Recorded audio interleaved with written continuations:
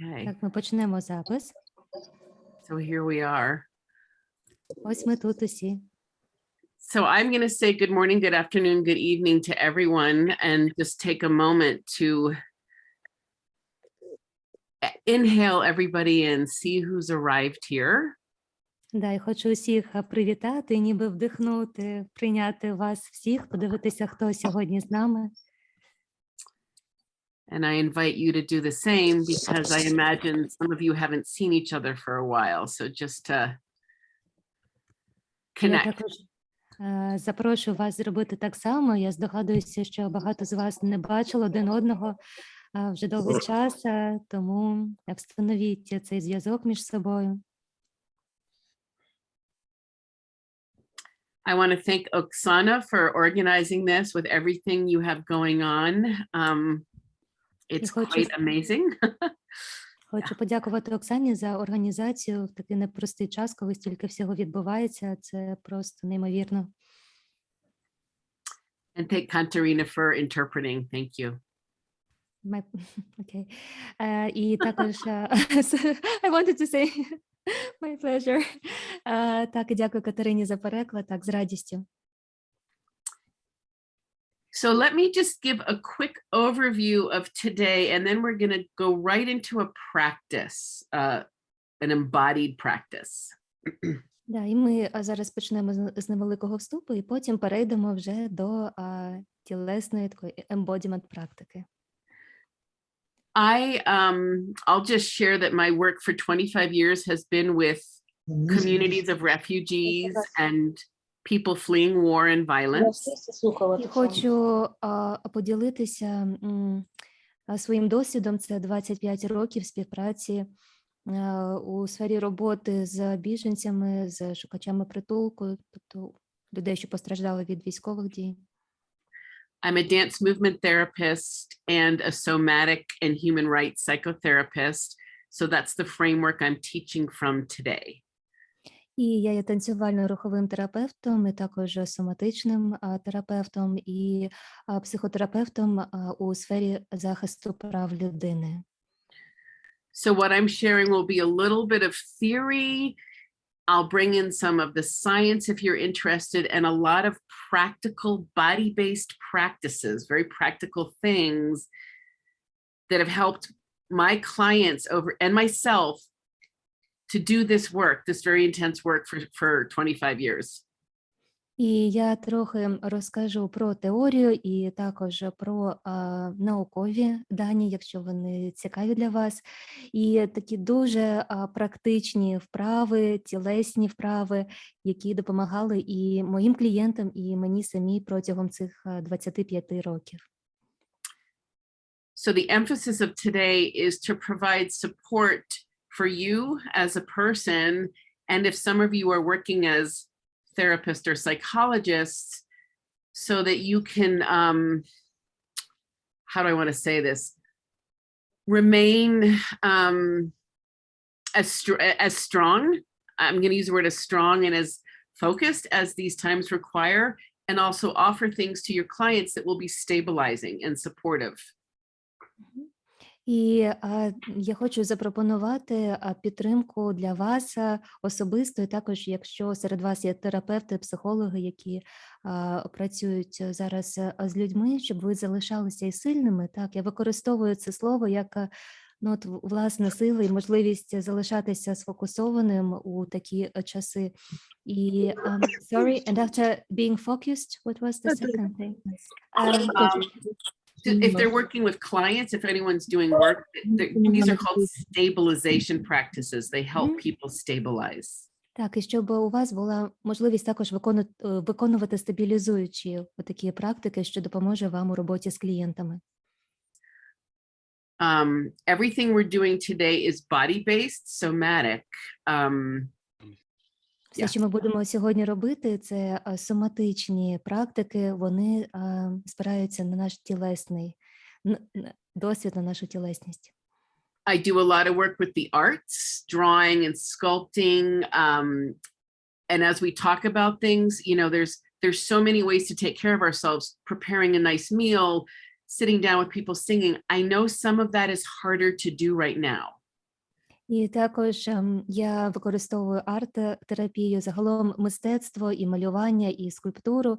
І також такі речі ми можемо подбати про себе, коли просто готуємо їжу, коли збираємося за одним столом. Таке відчуття спільності. Я знаю, що зараз це іноді важко організувати. So if we can't gather with our family or friends, or we can't take a walk with a pet or in the mountains, if we don't have supplies, we always have our bodies. We always have our bodies with us. And so that's what we'll focus on today. І якщо не вдається, вибачте, зібратися з родичами, так, або сходити на прогулянку, або вигуляти свого улюбленця, але навіть якщо у нас немає ресурсів, тіло, воно завжди з нами, це те, що завжди поряд. So I'm going to invite you to start with a practice. I'm going to teach you one of several practices you're going to learn today. Anytime we do a practice, you're welcome to turn your camera off if you're shy. І ми розпочнемо зараз з практики. Хочу з вами поділитися, і якщо ви трошки не хочете включати камеру, мати приватний простір, будь ласка, можете це зробити.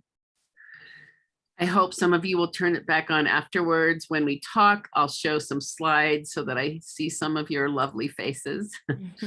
Але сподіваюся, що після практики ті, хто відключив відео, знову до нас повернеться, я побачу ваші прекрасні обличчя, і тоді вже буде у нас презентація зі слайдами.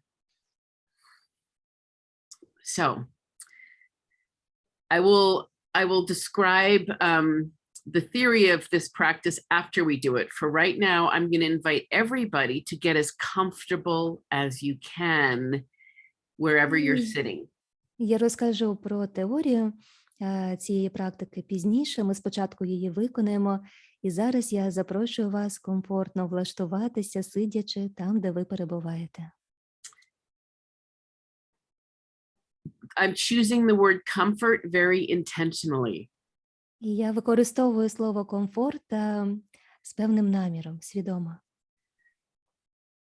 I imagine most of you are sitting. So what that means is take time to notice if you need to adjust your body or find a different chair or a softer or harder chair to be more comfortable. Я уявляю, що більшість з вас зараз сидить, і, можливо, знадобиться трохи часу, щоб краще влаштуватися на стільці, знайти зручнішу позицію або поміняти стілець. Дайте собі час на це. We detect comfort internally. It's something that we know from how we feel inside our body. І ми визначаємо, що таке комфорт для нас зсередини. Тобто в нас є такий певний орієнтир внутрішній, як це почуватися комфортно. One of the most powerful things we can do when the world forces discomfort on us, when a situation forces discomfort, is to find a little more comfort inside. І те, що ми завжди можемо зробити, коли світ нав'язує нам дискомфорт, так, якісь обставини дискомфортні, ми завжди можемо знайти трохи цього комфорту всередині. So notice what supports your comfort right now. Sometimes it's external. You need another cushion. You want to sit close to the light or the warmth. Помітьте, що може створити ще більше комфорту. Це може бути щось зовнішнє, можливо, якась подушка, так, чи зробити більш комфортним освітлення в кімнаті, де ви зараз. Sometimes it's internal. There's a little pain or tension in your body, and you literally have to maybe uncross your legs or pick up your butt cheeks and sit them down again differently, and then you feel less pain inside. Those are all important adjustments. Да, є таких дуже багато маленьких налаштувань внутрішніх, і в нас може бути всередині біль чи напруга, і ми можемо віднайти комфортнішу позицію для нас. Можливо, не схрещувати ноги, можливо, піднятися і всістися сідницями трохи зручніше. От всі ці маленькі деталі. And once you're as comfortable as you can be, I invite you to sense into your body's weight, the weight of you sitting here. І після цих налаштувань і деталей відчуйте вагу свого тіла, коли ви сидите. This doesn't just mean how much you weigh. Our weight, our physical weight, is our physical presence. It's us being here right now together in this moment. І мова йде не лише про те, скільки ви важите, а фізична вага – це ще наша присутність, це наша фізична присутність тут і зараз серед нас усіх в цей момент. If it's hard for you to find your weight, there's a little formula I'll teach that can be helpful. Excuse me, helpful. Якщо вам трохи важко відчути зараз свою вагу, то в мене є невеличка формула, яка допоможе це зробити. Notice all the parts of your body that are touching a chair or a wall or the back of a couch, where you're making contact with whatever's holding you. Помітьте ті області в тілі, які торкаються або сидіння, або стіни, або спинки крісла, де ви зараз знаходитеся. And notice if you can feel support through those points of contact. Are you actually fully resting in the chair, or is part of your body holding itself up? We often do that, like even in bed sometimes, right? We're laying down and we're like, I can't go to sleep. Notice that. That's your weight. Да, і помітьте всі ці точки контакту і спитайте, чи дійсно ви спираєтеся на цю опору, чи відчуваєте її підтримку. Бо іноді ми не віддаємо вагу, а трошки, як знаєте, тримаємо себе на поготові, навіть коли лежимо, вже маємо заснути, а ви ще такі зібрані, так, і вже потім віддаємо вагу. So that's your weight. And just take a moment to notice it, because we're going to do a little experiment with our body and our breath and see if we can increase the support, increase our sense of our weight right now. Ми зробимо зараз кілька таких тілесних рухових експериментів, щоб підвищити це відчуття опори, це відчуття підтримки, відчуття своєї ваги. Now find your breath. Find yourself, the inhale and the exhale of your breath. Breathing in, breathing out. І відчувайте своє дихання, як відбувається вдих, як відбувається видих.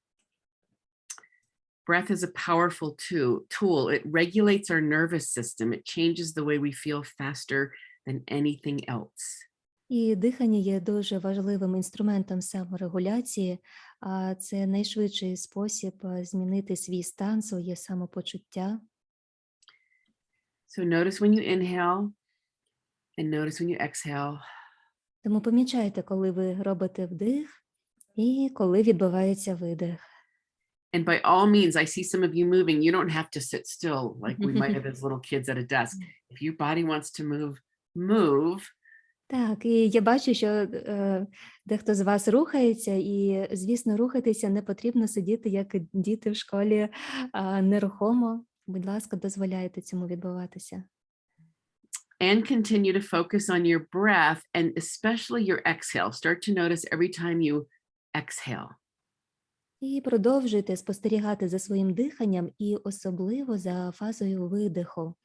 Помічайте, як відбувається видих.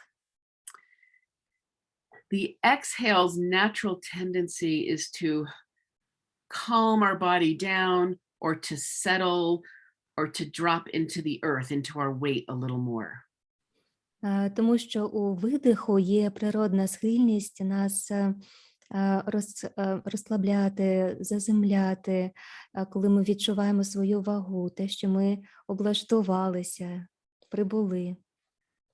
Sometimes that's really hard to do if we're really distressed, nervous, if we have to be very vigilant, as many as you do, but still, sometimes our exhale can just offer a little bit of a connection to our body, our ground. І дійсно, це буває складно зробити, особливо зараз, коли ми знервовані, коли є тривога, коли нам постійно потрібно бути напоготові, але саме видих дозволяє нам трохи заземлитися, трохи відпустити.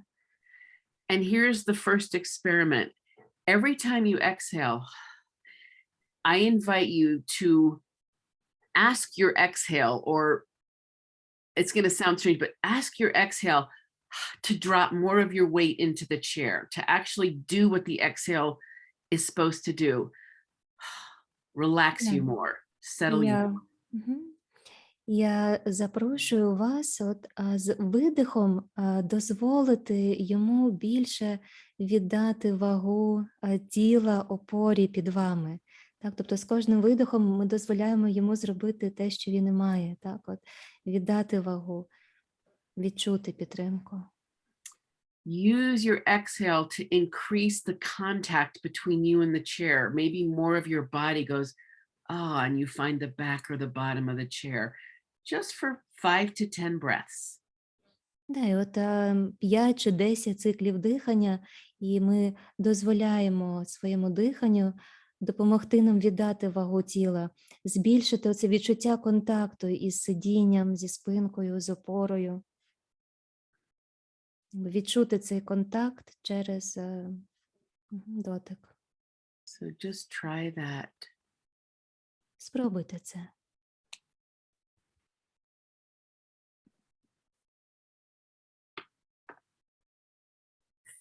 Finding more of your weight, inviting more support from that chair or couch. Знаходимо більше вагу свого тіла і запрошуємо підтримку від стільця, від спинки його.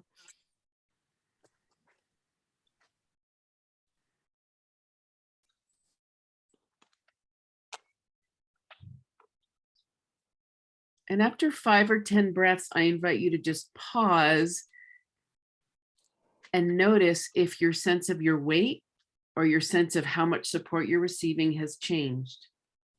І через 5-10 циклів дихання запрошую вас теж прислухатися до того, як зараз відчувається вага вашого тіла і те, наскільки зараз відчувається підтримка від опори, яка у вас є. Чи змінилося щось? Sorry. It may have changed from when we began. That's why we took a baseline to feel our weight in the beginning. It may not. You may feel more supported. You may feel less supported. Just notice if there's a change. Да, і може щось змінилося у порівнянні з тим, як ми сьогодні починали, або могло нічого не змінитися. Таке буває. Просто прислухайтеся і перевірте, як це у вас зараз.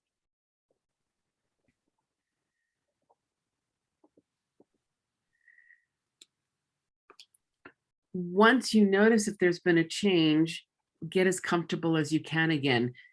You might need to make some more adjustments because things have changed in your body. So take a moment to do that.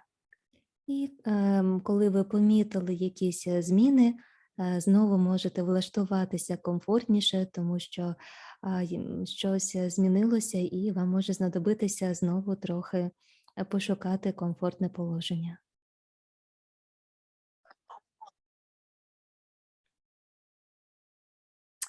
Now we're going to play with the imagination and change this practice. We're doing one more experiment. And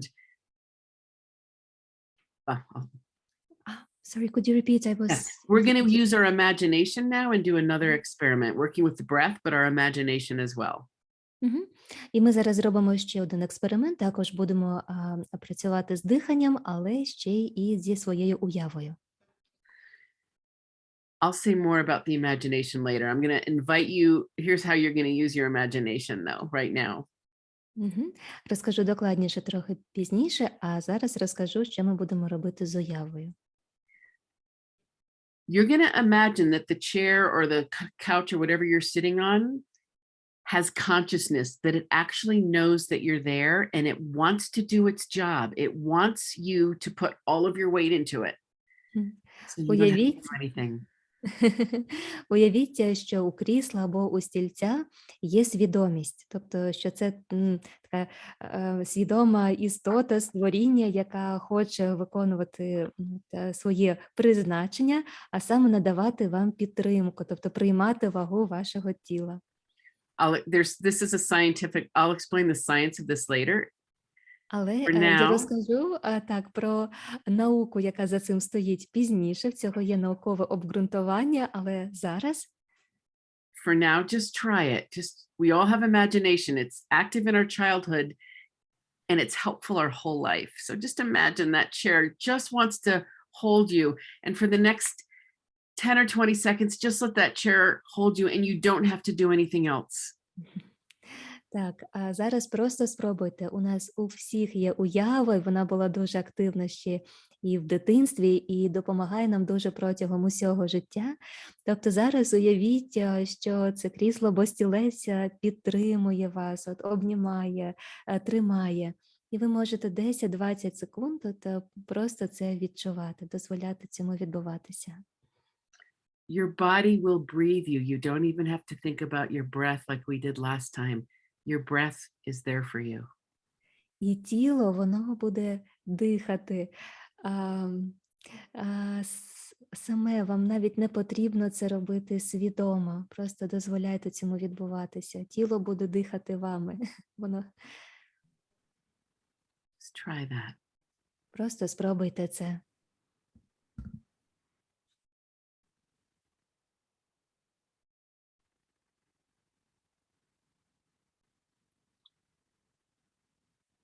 If any of this is hard to do because of the situation that you're living in, that's okay. Our body has a lot of wisdom and your body might need to stay a little bit vigilant right now. That's why we're just doing 5 to 10 breaths or 5 to 10 seconds, just a little bit. Так, і якщо через обставини, так, вам зараз важко це зробити, це нормально, тобто в тіла є мудрість, і якщо воно зберігає цю зібраність, цю готовність діяти, так, воно на сторожі, на поготові, це нормально. Саме тому ми робимо лише 10-20 секунд це. Хоча б трошки, так, от дозволити цей досвід собі.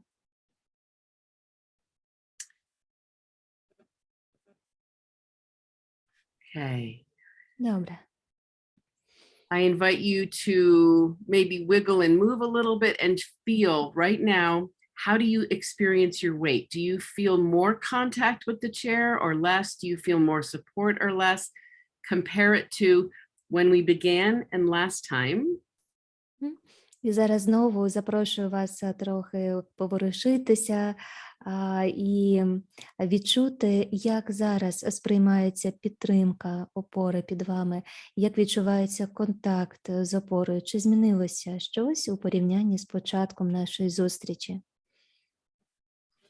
And then when you're ready, I invite you to come back to the screen. And first I'm going to see if 1 or 2 people just want to share anything about that. You don't have to. And then I'm going to explain it. І потім запрошую вас повернутися до екранів. Можливо, 1-2 людини, хтось захоче поділитися своїм досвідом, і потім я вже буду робити презентацію. So just raise your hand if you want to share something. You don't have to, just 1 or 2 people. Хочете поділитися, підніміть руку, так, або свою руку, або у Zoom, так, і, будь ласка, увімкніть мікрофон і діліться. Ну, коли ми робили першу вправу, то от на початку, коли лише ви сказали про дихання, я помітила, що мені одразу хотілося рухатись, бо мені здавалося, що я сіла комфортно, але коли я зосередилась ще не на видоху, а на диханні, я зрозуміла, що мені хочеться, ну, якби всередині тіла більше комфорту. First thing is that I thought that I was comfortable on my chair, but when I started to notice breathing, I realized that I need to move. I need to adjust, I need to settle a bit more, not even focusing on the out breath, but just paying attention to the breathing. Yeah. Yes, thank you for sharing that. That's when sometimes just taking a moment to notice our body, and you may only have a moment living in the situation many of you are in. We do a few things that our body needs, and that it's called regulation. It can help us feel a little bit more focused or stronger or calmer. It can be very helpful. Так, і це дуже важливо навіть просто помітити тілесні відчуття, відчути своє тіло і буквально на одну мить, так, в таких обставинах, в такій ситуації у нас може і є лише одна мить. І тоді трохи порухатися, так, те, що потрібно тілу для того, щоб, це практика саморегуляції, так, щоб бути спокійнішими або навпаки зібранішими, сфокусованішими. Це дуже важливо. Дякую, що поділилися. Ще раз мікрофончик увімкніть, бо я виключаю, коли перекладаю. Ага. І потім, коли я розслабилася, повністю зосередившись на видиху, то дійсно зробивши кілька таких повноцінних вдихів-видихів, ще більше захотілося сповзти, і потім відбулося відчуття таке, здачі і наповнення. І мені захотілося сісти рівніше, і такий прилив енергії, інтенція вирівнятись пішла. And then I focused on the out breath, and each time I wanted, like to melt and to surrender and to give my weight to the support even more. And I even a little bit slided down the chair. And from that a place of surrendering, that energy came to me that I really felt like being like full of that energy, and I had an intention to sit upright. So it was like, yeah. Цікаво. Thank you. That was a wonderful description of what we're focusing on today, which is called state shifting. It's literally, how do we shift our state? Our emotional or... Go ahead. Так, і це прекрасний приклад, як ви зараз описали, як ми можемо змінювати свій стан, так? Як ми можемо впливати на те, як ми почуваємося. I'm going to say more about that later, but what we really mean is when we shift our physiological state, when we shift something in our body as simple as breath or our weight, we shift our emotional and psychological state, how we feel. And that can be very helpful in times of extreme stress and danger. І насправді, коли ми трохи змінюємо свій фізичний стан через дихання, так, або через відчуття ваги свого тіла, тоді починає змінюватися наш психологічний, психоемоційний стан. І це особливо важливо в таких обставинах, коли є загроза, так, коли є така ситуація. I'm going to do some theory and science about that later. I see another raised hand. I can't read. I'm sorry, I can't read Ukrainian. Оксана, так, розкажу про науку, про теорію трошечки. Згодом, будь ласка, Оксана, ви підняли руку, увімкніть мікрофон або камеру також, якщо забажаєте. Добрий день ще раз. Я не знаю, просто в мене швидше запитання. В мене непрості стосунки з диханням зі своїм. Це я з'ясувала десь рік тому. І в мене, коли просто треба зосередитись на диханні, інколи виникає паніка. Не управляти на видиху, коли ми вже управляли і видихом, мені легше. А коли просто треба відчути своє дихання, в мене виникає паніка. У мене питання, я впоралася з цим, я знаю, як з цим впоратися. А що робити, якщо таке відбувається з клієнтом? Okay, it's rather a question. And Oksana says that she has uneasy relation to her breathing, and she discovered it around a year ago. She notices that when she starts to focus on her breathing, there is like a panic feeling emerging, and when it's focusing on out breath, it's easier, but just trying to be focused on your breathing may be alarming. And she knows how to deal with that. She's kind of familiar with that. But what shall we do if a client we are working with has this situation? Yeah, that's a great question. And I'll start by saying it's not uncommon that working with the breath is hard for people because it's very deep and internal. So that's not uncommon. Так, дуже важливе питання. Хочу сказати, що насправді це не так і рідко трапляється, тому що коли ми працюємо з диханням, це щось дуже глибоке, дуже таке внутрішнє для кожної людини. Sometimes it's due to a medical or a physical condition. Sometimes it's due to stress or trauma. Іноді це пов'язано з якимись фізичними захворюваннями, так от медичними ситуаціями, або це може бути стрес, або травматичний психічний досвід. So that was one of several practices I'm going to share today. And what I often say to people is if the breath-based practices don't work, use practices that focus on the body, on movement, on muscle contract and release. And we will do some of those later. Я ще сьогодні трохи згодом поділюся практиками. Я кажу, що якщо не виходить так працювати саме з дихальними практиками, можна працювати з тілесними, з руховими, коли це, наприклад, напруження, розслаблення м'язів. Так? Тобто, ми ще про це поговоримо. For this particular practice, which is called a yield practice, and I don't know how you translate yield. Yield is... Go ahead. Yeah? No. Could you please explain? It will be easier for me to translate. Let me, it's a yield practice. What I'm actually going to do is I'm going to explain it with a picture.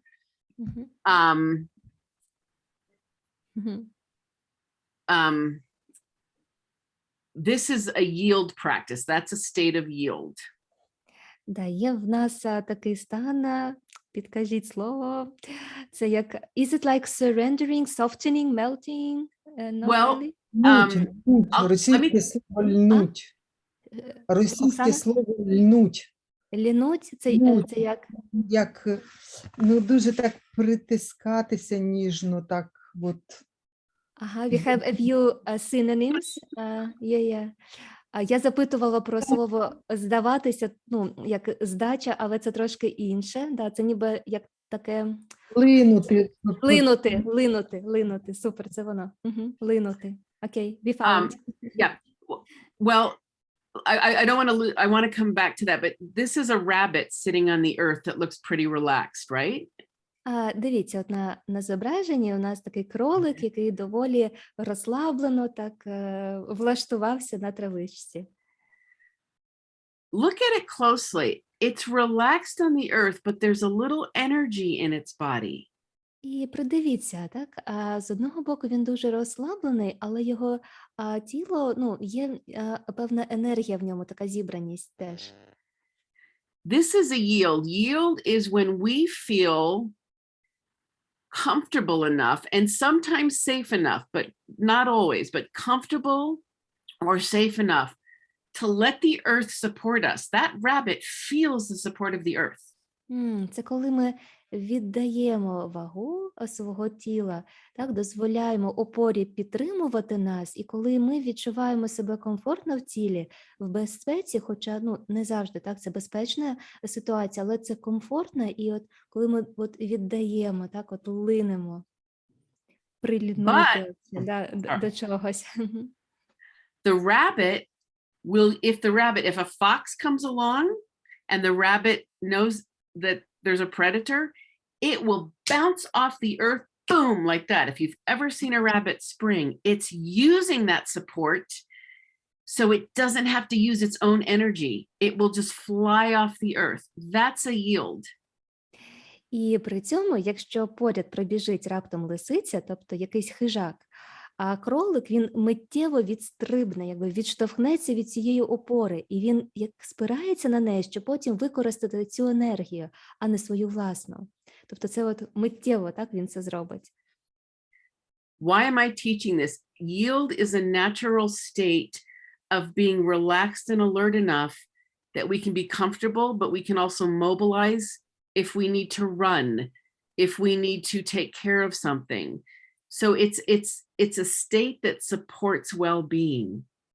І оцей стан, так, англійською yield, про який ми зараз говоримо, чому я й навчаю йому? Тому що в ньому одночасно є і оце розслаблення, і готовність, так, і комфорт, і от зібраність, і готовність в будь-який момент зреагувати на якусь ситуацію, коли треба так от діяти. So one of the, just to say a little bit about this, one of the ways I define, first of all, living in states of trauma, and I'm not going to talk about trauma today theoretically, but we tend to have to be very vigilant or on alert, or if we're really terrified, shut down. We don't feel the support that might be there. There's always a little bit of support, even if it's just the ground we can sit on. So this is a practice that I teach all my clients to help them find a little support through their body, to find a little more balance in their body. І це дуже важливо, те, про що я зараз кажу, тому що в ситуації травматичного досвіду, ми не будемо на цьому зупинятися сьогодні, але в тому числі, так, коли є такі стресові, загрозливі обставини, ми або дуже напружені, так, от напоготові знаходимося, або навіть замикаємося, так, от, і забуваємо про те, що в нас є опора, що можна спиратися, так, відчувати підтримку. І от дуже важлива можливість хоча б трошки згадати про це, трошки відчути це. The first person who shared talked about finding movement, which is increasing energy, and then relaxing. Those are the kinds of natural fluctuations that we go through in a day. So this practice restores that, which can help us stay present and focused in really difficult times. І от як сьогодні ділилася одна з учасниць, що є оце розслаблення і здача, так, і потім наповнення енергією, і така от зібраність, і насправді от це і дозволяє нам використовувати підтримку для того, щоб потім бути сфокусованішими, зібранішими в житті. Couple quick things. We took a long time to do that because I'm teaching at the same time that I'm sharing the practices with a client. I wouldn't do all that teaching. So you can do this in a couple of minutes when you're teaching clients. Ви помітили, що ми зараз цьому приділили доволі багато часу, тому що я супроводжую практику коментарями, так? Тобто я пояснюю і навчаю, але коли ви працюєте зі своїми клієнтами, це займає трохи часу, буквально кілька хвилин, так, ви можете це застосовувати. If breath is difficult for people, you can also just have people feel the points of contact, notice where they're touching the chair or the back, and they can literally just squeeze their muscles and relax, not even think about breath, and find more support that way. So there's another way to do this practice. You can try it right now. Цю практику зробити трохи інакше, навіть можете зараз це коротко спробувати. Це коли ми просимо клієнта відчути опору на стілець, так, і потім трохи напружити м'язи і, розслабляючи їх, ще більше віддати вагу і відчути опору. Тобто навіть без фокусування на диханні це можливо. We only did it for a few seconds because, and I'm going to talk about this next, when you're living in times, when you're living in a war, it's actually not safe to totally relax. I know Oksana said some people had to leave because of sirens. So we do things in very short periods just to give the body a chance to gather its strength again. Mm-hmm. In another context, we might do this for 5 or 10 minutes and really relax. That might not be what your body needs right now. Так, і важливий ще момент, що ситуація, в якій ви знаходитеся, так, хтось із вас навіть мусив покинути цю конференцію, тому що є сирена, так, треба в укриття. І насправді от повністю розслаблятися зараз не можна, так? І ми робимо це лише буквально трошечки на кілька секунд, на кілька митей, тобто не кілька хвилин, коли в нас мирні обставини. І це дозволяє зробити це таке коротке перезавантаження, дати тілу можливість як перезібратися і знову бути на поготові. If your body does need that, if you're having a hard time sleeping, you could do this for a long time and you might actually fall asleep and have a better night's rest. Але якщо ваше тіло потребує такого більш довгого розслаблення, наприклад, якщо є проблеми з тим, щоб заснути, то можете це виконати трошки довше і, скоріш за все, ви в процесі заснете і зможете краще відпочити. One more small thing, the reason we use the imagination in times of trauma, research has shown us that if it's really hard to be where we are, we'll actually imagine we're in a different place. Many of you may have done this, or you might remember, a favorite childhood place or something. Actually using and recruiting the imagination helps us to come back into the present moment. It's actually a very important practice that we can do when things are really difficult. І ще є дуже важлива роль уяви, так, в цьому процесі, коли ми не відчуваємо себе в безпеці, там, де ми є, ми іноді згадуємо якесь безпечне, приємне місце з нашого дитинства, так, тобто використовуємо уяву, можливо, хтось із вас вже це робив, і коли нам важко залишатися в контакті, так, з тим, що відбувається зараз, ми, власне, використовуємо уяву для того, щоб потім, знову ж таки, повернутися в контакт з реальністю. Це також такий інструмент. Imagining something different than where you are can create a physiological state shift. Your breath slows down, you relax a little, and for a moment, you're able to gather yourself.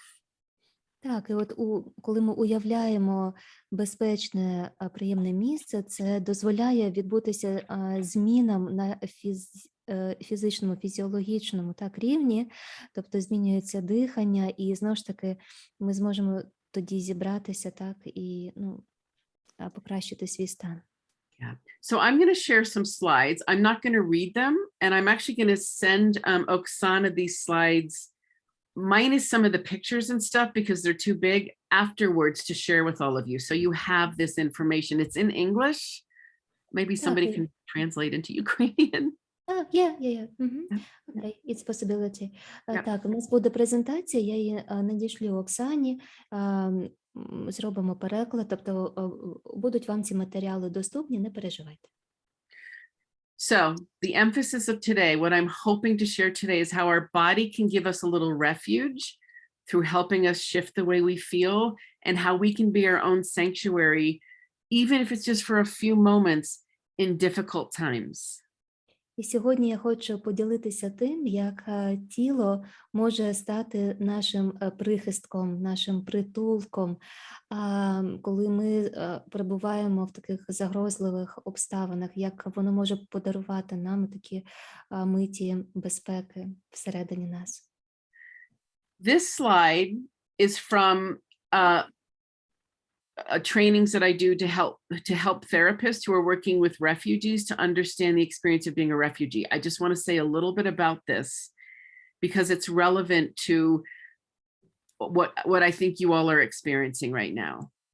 Так, я ще хочу поділитися цією моделлю, про яку розповідаю спеціалістам, які працюють з біженцями, з шукачами притулку, тому що це такий дуже важливий для розуміння контекст. Я думаю, багато з вас стикається з цим зараз.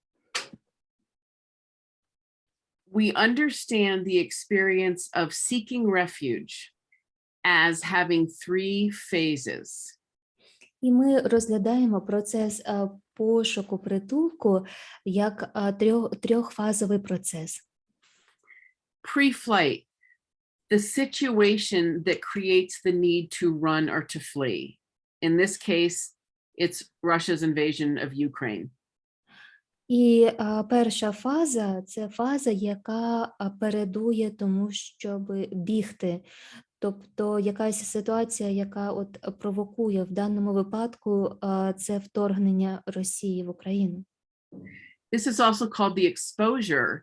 This event or the events, because it's ongoing, is what will create fear or terror in our body and create, and that fear or terror will leave the imprints that become sleeplessness, nonstop crying, feeling nervous or anxious, whatever the symptoms may be. І насправді так, це власне і викликає sorry, Amber, Yes. could you repeat that? Yes. This is also what we call exposure in trauma work. Sorry, because I need to switch off the sound. Now I can hear you. Sorry. Okay. Okay. This is where often the exposures happen. So the bombs falling, the violence, those are the things that will create states of fear or terror in the moment, and they become the symptoms later on. That's why we might be nervous all the time, why we can't sleep, why we might have muscle tension. That's what the pre-flight stage is. We're exposed to the things that cause the trauma we might feel later.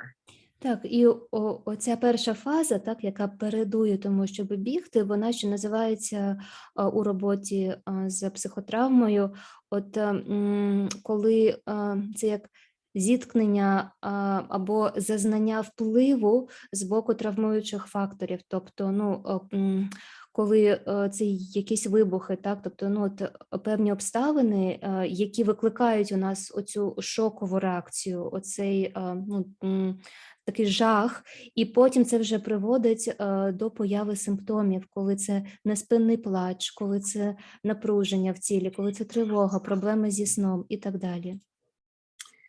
The flight phase is when we're running. That's when people leave home and go to and run. And sometimes that can be 4 hours or 10 hours or 20 hours, and sometimes it can be 4 years. So often people end up in camps, stuck at the border. And I'll stop there for now. І наступна фаза – це вже фаза бігти, так, коли людина вже покидає так свою домівку, і цей біг може зайняти 4, 10, 20 годин, а іноді це 4 роки. Дехто потрапляє до таборів біженців, застрягає десь на кордоні і так далі. The resettlement phase is when you get to where you're going. So sometimes refugees resettle in another country. And a lot of people think that's the easiest time, but both flight and resettlement also have a lot of difficulty, exposure, fear. І третя фаза – це як переоблаштування, це коли ми знову десь влаштовуємося. Наприклад, це може відбутися в іншій країні. І помилково ми вважаємо, що це вже таке полегшення, так, і такий етап більш легкий. Але насправді і на другому етапі, коли ми біжимо, на третьому, коли ми десь облаштовуємося, там також є такі травмуючі фактори. Why am I sharing this? In the context of Ukraine, right now, pre-flight is still going on. There's still many attacks. Flight is going on. So people are running and still exposed to the invasion. And the resettlement phase is a big question mark right now. It's a very unknown time. І чому я про це зараз кажу? Тому що в Україні одночасно відбувається і перша фаза, тобто ми залишаємося так під впливом оцих воєнних дій, травмуючих факторів. Одночасно ми біжимо, продовжуючи відчувати вплив цих факторів, а щодо переоблаштування, воно ще під питанням, тобто тут є дуже багато невизначеності.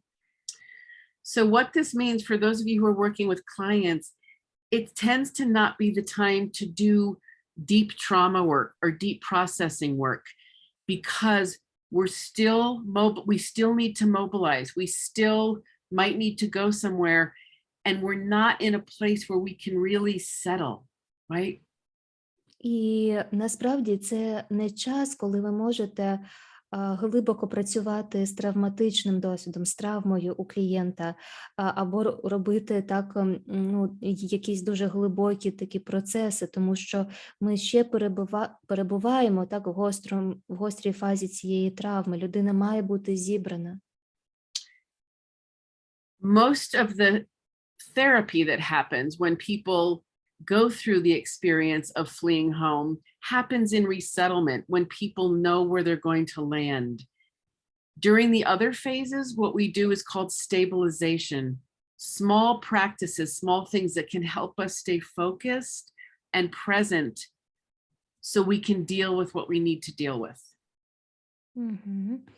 І насправді робота з травмою вже відбувається далі на етапі переоблаштування, коли людина вже знає, так, що вона прибула в місце призначення, вона там залишається, вона в безпеці, тому що до того, коли ще є невизначеність, ще є процес, ми робимо інші практики. Це практики стабілізуючі, які дозволяють нам залишатися сфокусованими, зібраними, так, в ресурсному стані. So I just wanted to say a little bit about that because I want to focus on some of the theory and the practices, but this slide really also is another way to look at the experience that, from my understanding, is probably quite relevant to many of you or to all of you. Да, і ми ще будемо говорити і про науку, і про практику, але цей слайд, він дуже добре ілюструє те, що може бути дуже знайомим вам зараз, те, що ви, власне, стикаєтеся в своєму досвіді. Everything that helps us, well, one of the most important things to human beings is our sense of belonging. We belong with our family, in our home, on our land. Displacement, which is what's happening now, threatens that. And that's actually one of the hardest things to deal with, is having a question about, well, where do I belong right now? І дуже важливою для нас є приналежність, коли ми відчуваємо, що ми належимо до якогось місця, до якоїсь спільноти. І коли відбувається вимушене переміщення, людина втрачає цю важливу цінність для себе. Вона не знає, куди вона належить, де вона, з ким. So, our body, if many of us think of our body, it's one of our homes because we actually spend our life in it, is a really powerful place to do something called self-regulation. І насправді наше тіло – це наша домівка, це де ми проводимо час свого життя, і воно саме допомагає нам у саморегуляції.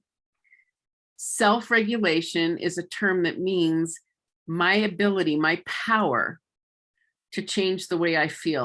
If I'm grumpy and I know I need to be friendlier, what do I need to do that? І насправді це моя здатність, так, моя внутрішня сила змінювати свій стан. Якщо я, наприклад, якийсь такий засмучений і не хочу спілкуватися, як я можу стати більш дружнім, більш відкритим?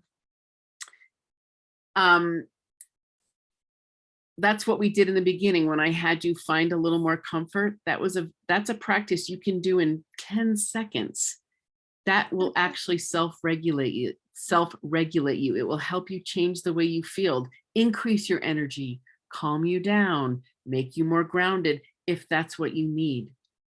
І саморегуляція – це якраз робота з власним станом. Те, що ми робили на початку, коли буквально кілька секунд, так, і ми можемо за допомогою того ж дихання відчути себе спокійнішими, більш заземленими або зібранішими, енергійнішими. Тобто, залежно від того, який стан нам зараз необхідний. We have to be able to do that for ourselves, to do it for others. So whether you're a therapist, or a mother who needs to comfort a child, or a child who needs to comfort your friends, we have to be able to self-regulate, to co-regulate, to help other people. І Перш за все, нам необхідно самовідрегулюватися, так? Тобто саморегуляція, вона передує корегуляції, так? Це коли ми вже хочемо потурбуватися про клієнтів, або як батьки про своїх дітей, або це дитина, яка хоче потурбуватися про друга чи подругу. Спочатку ми займаємося саморегуляцією, так, свого стану. The human nervous system is like the North Star or the Southern Cross in the sky. It's what we follow to know where we are. Could you repeat to that? The human nervous system is Okay, like yeah, the stars, right? In the old days, the ships used to follow the stars. Yeah, sure, got you. That's what the human nervous system is. Нервова система, вона як орієнтир для нас, так? Це як північна зірка або південний хрест, так само як кораблі орієнтуються в морі за зорями, так і наша нервова система влаштована. The human nervous system always seeks novelty. What that means is it tends to look for what's new, what's different. Нервова система, вона схильна шукати щось нове, помічати відмінності. In normal or usual circumstances, anything new is interesting and we get curious about it. We might go, oh, that's really cool. What is that? Звичайні такі умови, а в нас є дуже багато цікавості до того, що відбувається навколо. Яка цікава річ, що ж це таке? In times of distress or stress, the nervous system, it's called a bias for negativity. It will tend to focus on what's negative, which is why people get stuck in patterns. That's why they get anxious all the time. That's why they can't sleep. So it's a bias for negativity. І в стресових умовах з'являється така упередженість у нервової системи. Вона починає надто фокусуватися саме на негативних ситуаціях, от ніби як залипає, так от залишається більше увагою саме в негативних обставинах. So the reason I'm sharing this is that the way the nervous system does this, it seeks safety, but it's always scanning for danger. І чому так робить нервова система? Вона з одного боку сканує простір і шукає безпеки, і водночас чи немає загрози, так? Тобто, це важливо помітити. That's a process called neuroception. It's below our consciousness. We don't control it. It happens automatically. Це neuroception, right? Neuroception. Here, I'll actually put a slide up in a minute about neuroception. Це такий процес, який відбувається несвідомо, так, незалежно від нас. Називається він нейроцепція, наскільки я почула. Let me put it up. Sorry, it takes me a minute to... There's a definition in English. Так, нейроцепція. Так, все вірно. Так, тут є визначення англійською мовою. Це термін, який був впроваджений Стівеном Порджесом, щоб описати те, як наша автономна нервова система реагує на якісь сигнали з навколишнього середовища або на те, що відбувається в нашому тілі. І це таке безмовне, так невербальне проживання чогось, такий підкірковий досвід, можна сказати, який знаходиться поза межами наших свідомих думок, і який активує це відчуття від безпеки, так, до загрози нашому життю. І ми можемо навчитися відслідковувати ці нюанси нейроцепції І також визнавати те, як автономна нервова система дослухається, так, і реагує на основі цього для того, щоб служити нашій безпеці, нашому виживанню. І це допомагає нам розвинути новий рівень розуміння наших переживань, нашого досвіду. Thank you. Let me just pause for a minute. I was gonna, is this interesting to people? Because a little bit of this science and theory. Я зроблю тут паузу, тому що це вже ми перейшли до теорії, до This is науки. helpful. Так, це дуже важливо. Yes, it's I can't- interesting. Yeah. Okay. Mhm. Neuroception has to be exercised just like the human body, right? І Exercise. насправді нейроцепцію ми тренуємо так само, як ми тренуємо наше фізичне тіло. Again, its primary focus is to keep us as safe as possible. Whoops, I'm going the wrong way. Oh, okay. And I'm coming back to this slide. The way that the nervous system detects safety is through predictability. When things are predictable in the environment and inside ourselves, we feel like we're safe enough. І насправді відчуття безпеки, воно пов'язано з відчуттям передбачуваності. Так? Тобто, коли щось стабільно, передбачувано, очікувано, ми відчуваємо себе в безпеці. The reason that I choose a nautilus shell, these seashells, is because if you look at the center, when a little nautilus shell is born, it has only 4 of those little chambers that are spiraling out from the center. There's only 4 of them. І я використовую цей образ з раковиною, коли вона тільки народжується, там оці камери, в яких вона знаходиться, вони як такі спіральні, їх всього 4. От. No matter how big it grows and how many chambers grow farther and farther away from the center, it gets all of its nourishment from its center. It still gets its nourishment and its strength from its center. І скільки б далі цих камер, цих витків в спіралі не виникало, якою б вона великою не виросла, все одно от це живлення, ця сила, вона йде з самого центру, так, от з цієї серцевини раковинки. So I don't know why that slide is there. It's in the wrong place. So that's a metaphor for saying anything that we can do when the environment is not communicating safety, when the environment is dangerous, anything that we can do to find our center again will help us balance our nervous system so that we perceive the world more accurately. And that's important. We have to perceive the world accurately. І важливо, що коли ситуація навколо не комунікує,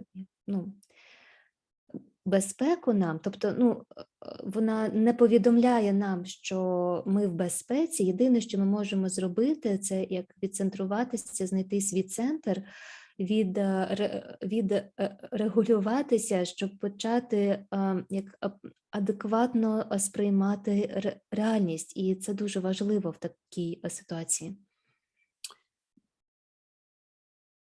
And the reason that I say accurately is because when people are living in states of fear or traumatization, we tend to see more danger than there really is. Now, obviously, in Ukraine, it's a different situation.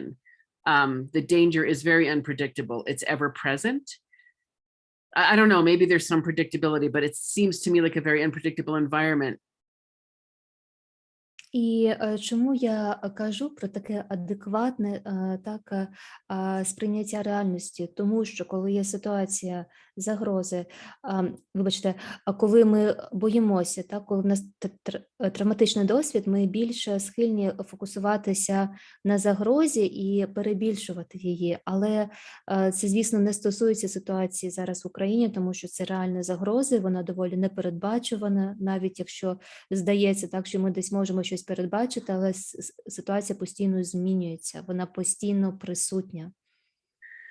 Which means any practices we can do that help us feel more comfortable. That's the first thing I had you do. Find a little bit of comfort, find a little support, get a little more energy, calm down. Any of those practices will help us have more accurate neuroception, see the world more clearly, which means we're supported to do exactly what we need to do. І насправді всі ці практики – це трошки більше комфорту, відчуття підтримки, заспокоєння і також енергійності. Це допомагає нам налагодити цю нейроцепцію, тобто адекватно сприймати реальність і вміти реагувати згідно з цим. So I'm going to pause and see if there's any questions, because I think what I'd like to do, see if there's any questions, and then do quite a few practices. Я хочу спитати, чи маєте ви питання, щоб я могла відповісти. Далі ми зробимо ще з вами кілька практик. I had a couple neuroception exercises and some theory that I actually am going to postpone just because of the time. I think it would be better to do some practices and experience this. And then if you want a second training where we go deeper into this science and theory and more practices, we'll schedule that. I don't want to do too much in one day. І мені не хотілося б вас і перевантажувати сьогодні ні практиками також, так, ні теорією. Тобто, якщо буде бажання зробити ще такий семінар, там вже ми більш детально зануримося в це. Сьогодні так. Yeah, any questions or anything? Так, сьогодні візьмемо щось із цього, так, скільки встигнемо. Чи є у вас питання? Скажіть, будь ласка.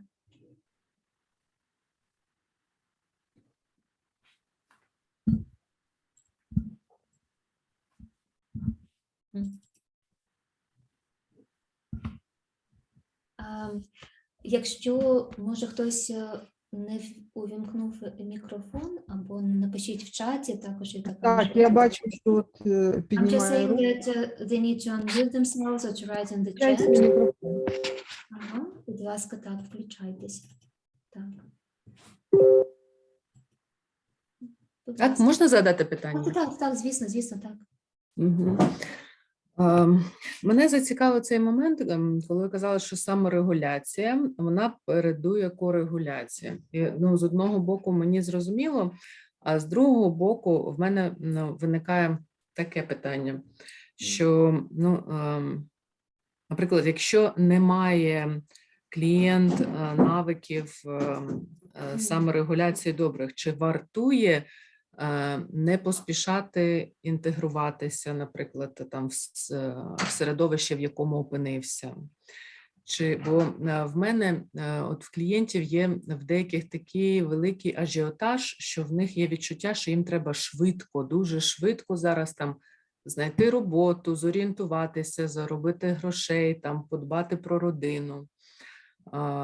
То чи вартує дати час у цій роботі по саморегуляції, перш ніж рухатись в напрямку корегуляції?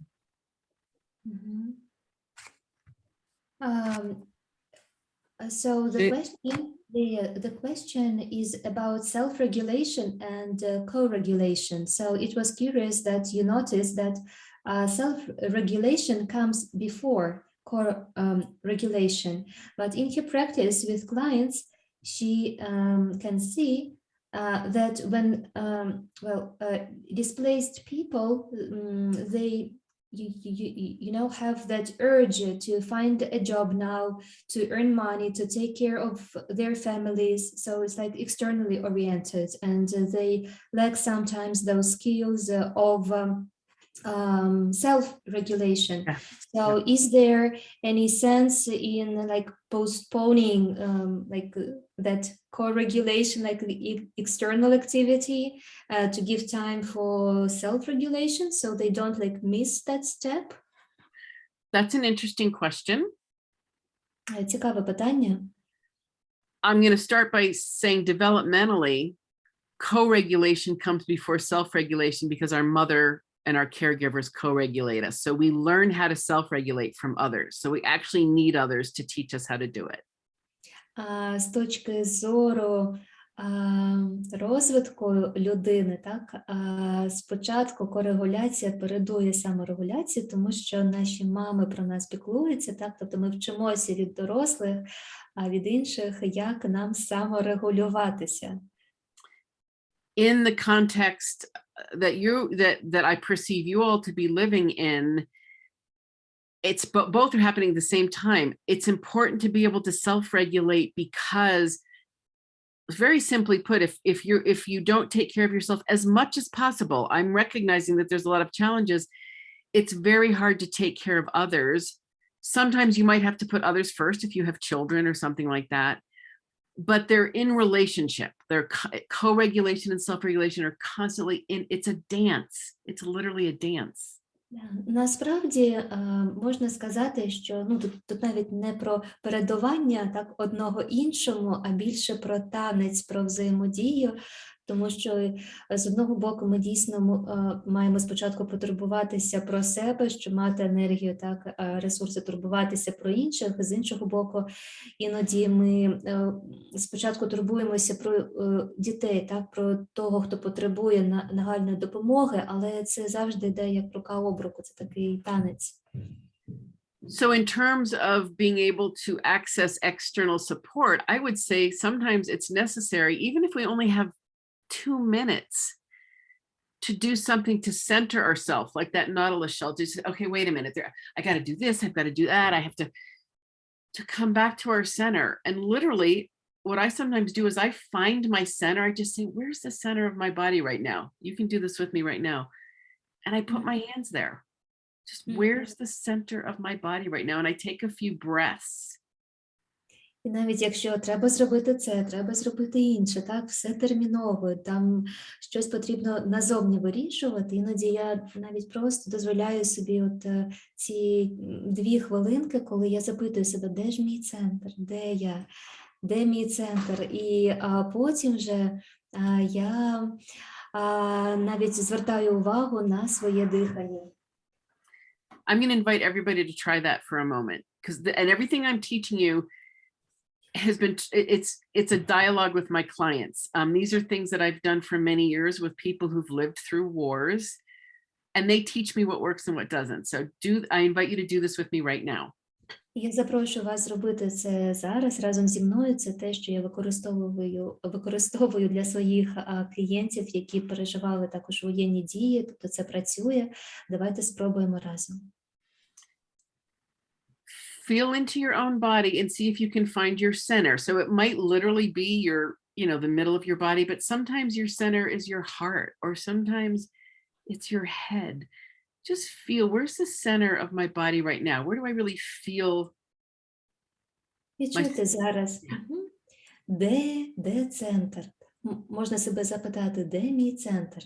І, можливо, це не тільки фізичний центр тіла, це може бути серце, може це голова для вас. Де зараз мій центр? And wherever it is, put your hand there and just see if you can feel any movement. Well, just put your hand there. Just put your hand there and just see what you notice. Да, і ви можете прикласти руку туди і відчути, що ви помічаєте, що там відбувається. Just see what you notice under your hand. Просто помітьте, так, що відбувається під вашими руками. And then in order to strengthen our center, which will actually help us organize and get more more centered and focused. І потім, щоб посилити це відчуття центрованості, відчуття свого центру, щоб ми були більш зібраними, енергійними. It will also help restore accurate neuroception. It will balance our nervous system. Це також дозволить збалансувати нашу нервову систему, так, покращити нашу нейроцепцію. There's several things you can do. І для цього можна зробити кілька речей. You can press gently on that place that's your center. Just press lightly, like you're giving it a little pat or a massage. Да, ви можете так легенько притиснути, так, натиснути на цю область, ніби ви як масажуєте, притискаєте, погладжуєте. physical feedback literally brings our attention to that place, and that will center us. І потім, власне, вже такий фізичний зворотній зв'язок, так, реакція на наш дотик дозволяє нам краще відчути це місце, і таким чином ми налагоджуємо контакти з ним. You can also just see if there's any movement under your hand. Sometimes, when we put our hand on our body, we might feel the rise and fall of breath, or we might feel a little bit of tingling or little, those little movements that our body does. І також ми можемо відчути, чи є в місці дотику, чи є в місці дотику якісь відчуття руху. Можливо, це вдих, це видих, таке розширення, і це може бути якесь поколювання, так, чи якісь такі легенькі відчуття в цій області. If you feel your body moving with your breath, you can move your hand with it. Like if you actually feel it rising and falling, and then you're actually telling your body, I'm here with you, like literally, and that will help center you. Да, і ви відчуваєте, так, що,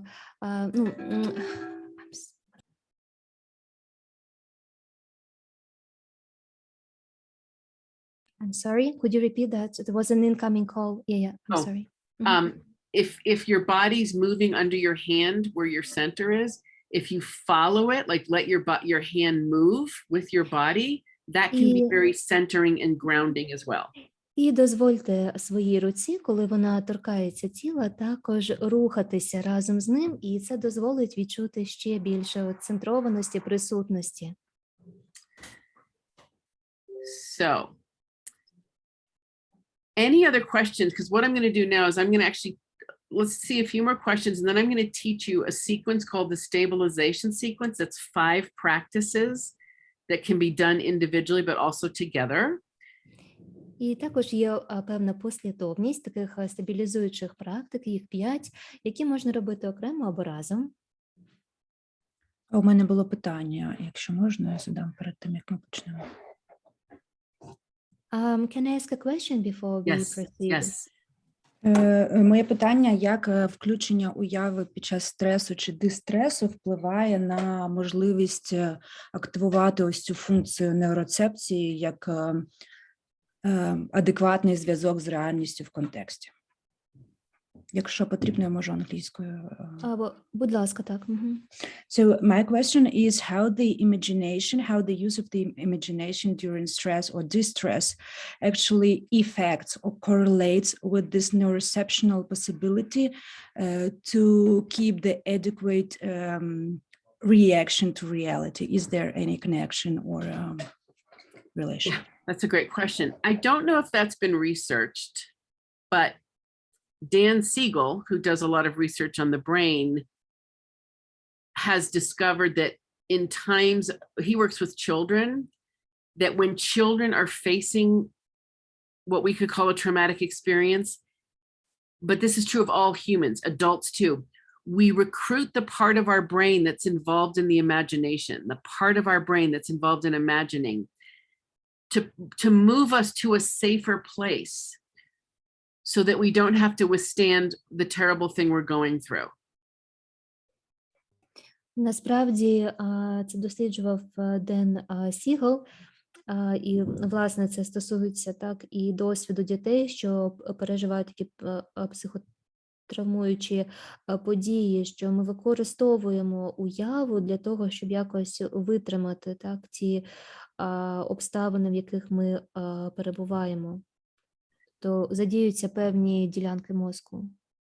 Можна, Кать, тут важлива деталь, Будь ласка. що було сказано про те, що уява шукає саме безпечне місце. Ну, тобто уява використовується для пошуку безпечного місця, яке далі включає оцю нейроцепцію, але насправді дослідження не було, і це теорія, але підтвердження. Дякую дуже. Was that another question or? No, It was just a comment to your reply, sorry. Yeah, she just helped with translation because I got distracted by an urgent call, but now it's okay. Someone is dealing with that. Okay. Okay.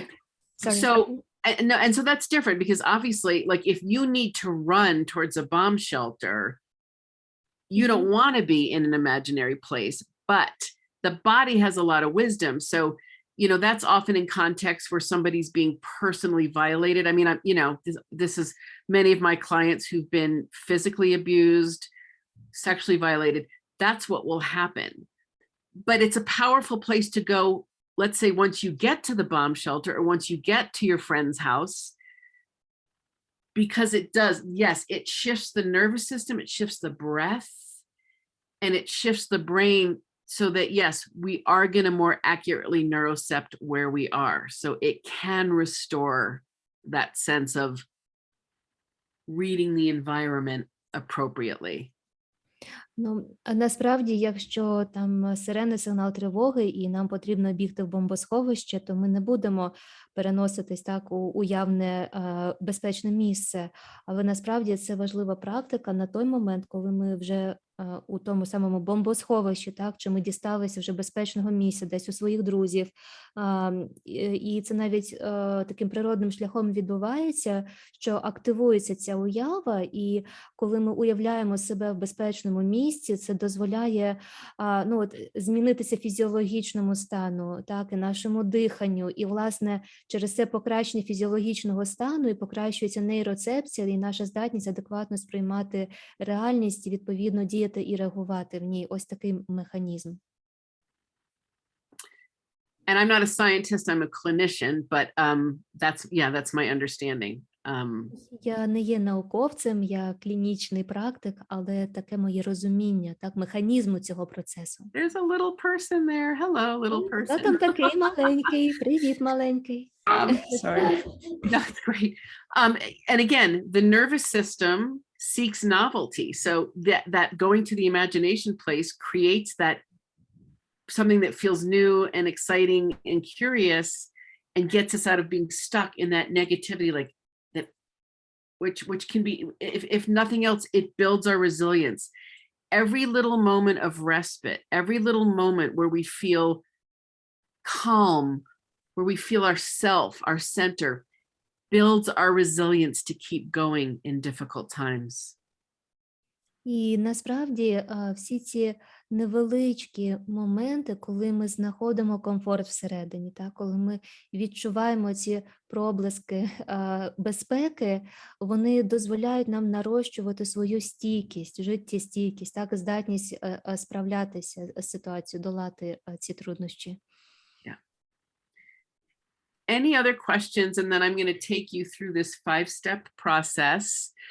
And if we might do a little more at the end if we have time. Чи є ще питання? Я б хотіла зараз провести вас по цьому 5-кроковому процесу. От ми можемо ще залишити питання на потім, або якщо зараз щось хочете спитати.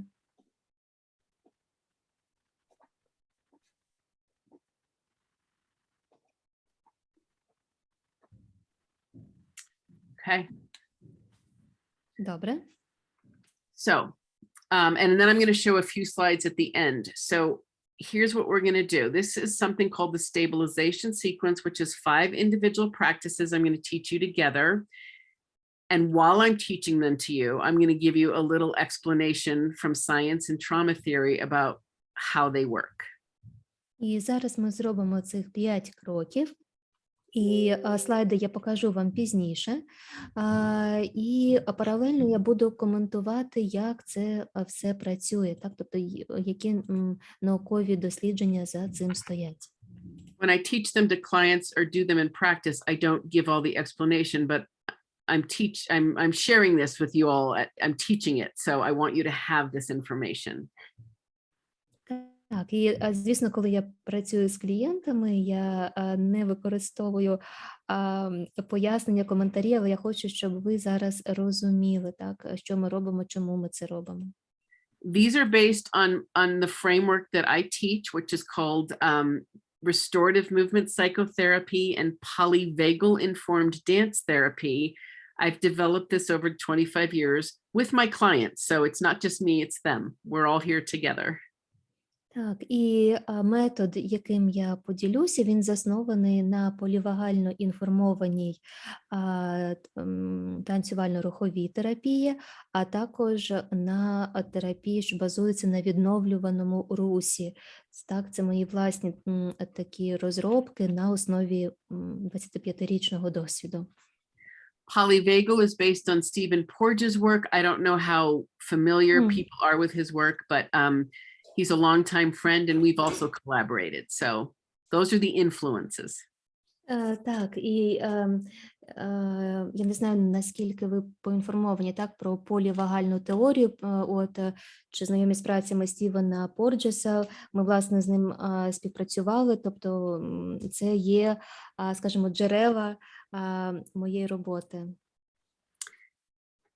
As part of this framework, I consider what I call 3 portals to the body, primary portals. This means 3 primary areas of the body that all my clients everywhere in the world can access, that helps them, how do I want to say this, access their body so they can shift their state, shift the way they feel.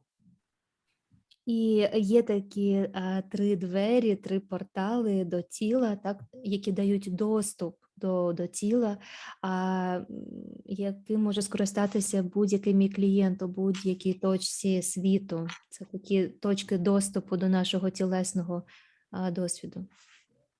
The 3 portals are breath, spine, and weight. Breath, spine and weight, And right? weight. Так, це weight. наше дихання, наш хребет і наша вага. So in the first practice, we worked with weight and we used our breath to help shift our state, to help shift the way we feel, to help shift our relationship to support, being supported.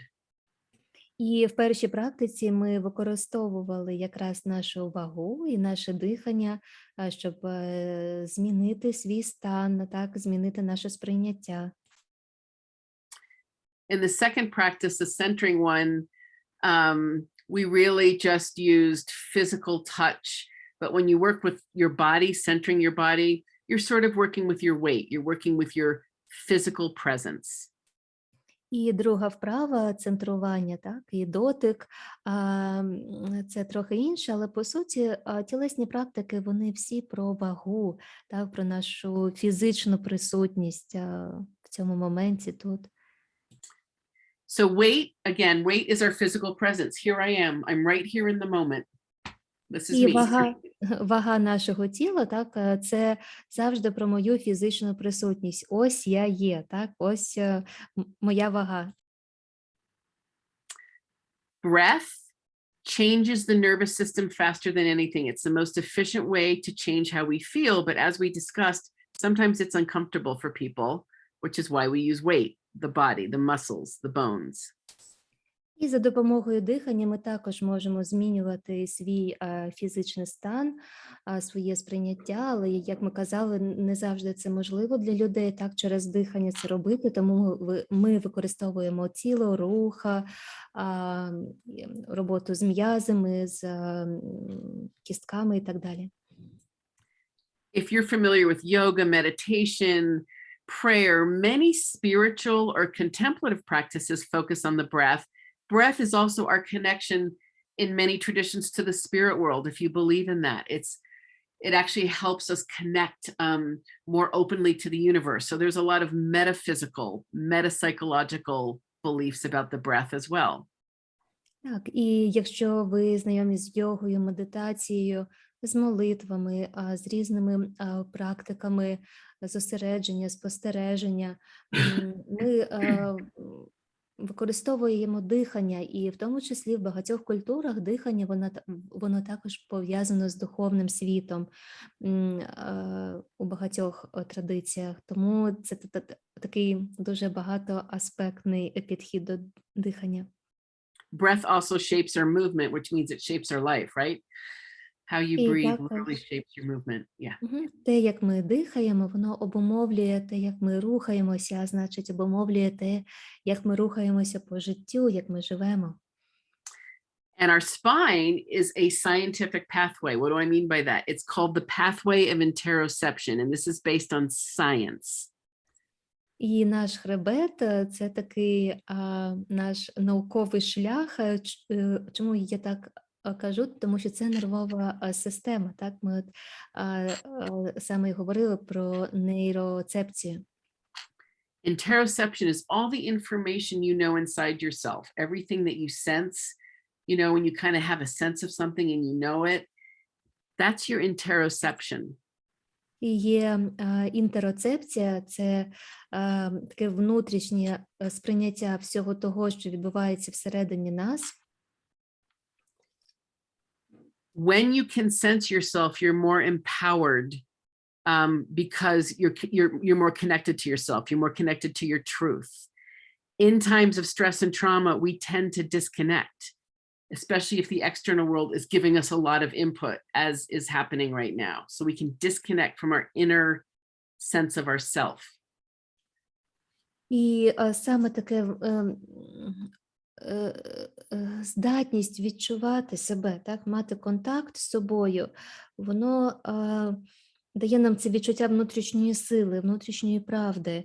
А коли існують всі ці загрозливі відволікаючі обставини, ми схильні губити контакт із собою, втрачати оце відчуття самого себе.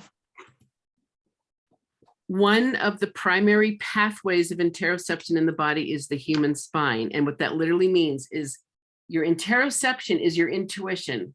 Trust your gut. You ever heard that expression? Trust your gut. Do you have that in Ukraine? Yes, we do. Trust your gut. Yeah. Yeah. So literally the information that travels from the gut to the brain, that's your intuition. It travels the pathway of the spine. І, знаєте, є такий вислів, от як нутром відчуваю, так, от ця ентероцепція, такий внутрішній досвід, і, власне, інформація, яка йде, так, от від нашого нутра до нашого мозку, вона подорожує як саме по нашому хребту, так, по нервовій системі, тобто це, власне, є такий шлях нейроцепції. So in these 5 practices will also be opening up the spine. The spine, especially if you sit a lot, the spine gets, if we have pain, tension, the pathway's not open. So we want our spine to be as free and open as possible. So that's what we're going to work with now: breath, weight, and spine. Тому ми зараз з цим будемо працювати з нашим хребтом, з нашим диханням і вагою. І дуже часто, особливо коли ми сидимо, наш хребет десь там затиснутий, є напруга, болі. І важливо, щоб він був рухливим і як розкритим. So I'm going to invite you to stand up because that's how I'm going to teach these practices. If you don't want to stand up, you can do them in a chair, but it might be good to stand up because we've been sitting. And I promise if you would like me to do another training, we'll do more some moving. But I recommend you stand up. You can turn your camera off if you want. I'm just going to talk you through these practices and explain them as we go. І я запрошую вас встати. Звісно, можна робити і сидячи, але ми зараз дуже багато вже сиділи, і краще порухатися, робити це стоячи. Можете вимкнути камеру, якщо бажаєте. І обіцяю, що якщо будемо ще мати зустрічі з вами, я поділюся так ще багатьма іншими практиками. When you stand up, get as comfortable as you can, please, just like we did in the beginning. Коли ви встаєте, будь ласка, влаштуйтеся як найзручніше, так само, як ми це робили на початку. And take a minute to do that. Like, do you have to stand with your legs wide or together? What makes your back feel better? You know, standing is a little more work than sitting. You know, how can you be relaxed, alert, like that bunny rabbit yielded while you stand? І влаштуйтеся зручно, може трошки ширше поставивши стопи, або якось інакше влаштуватися комфортно, тому що стояти – це трошки більше роботи, ніж сидіти.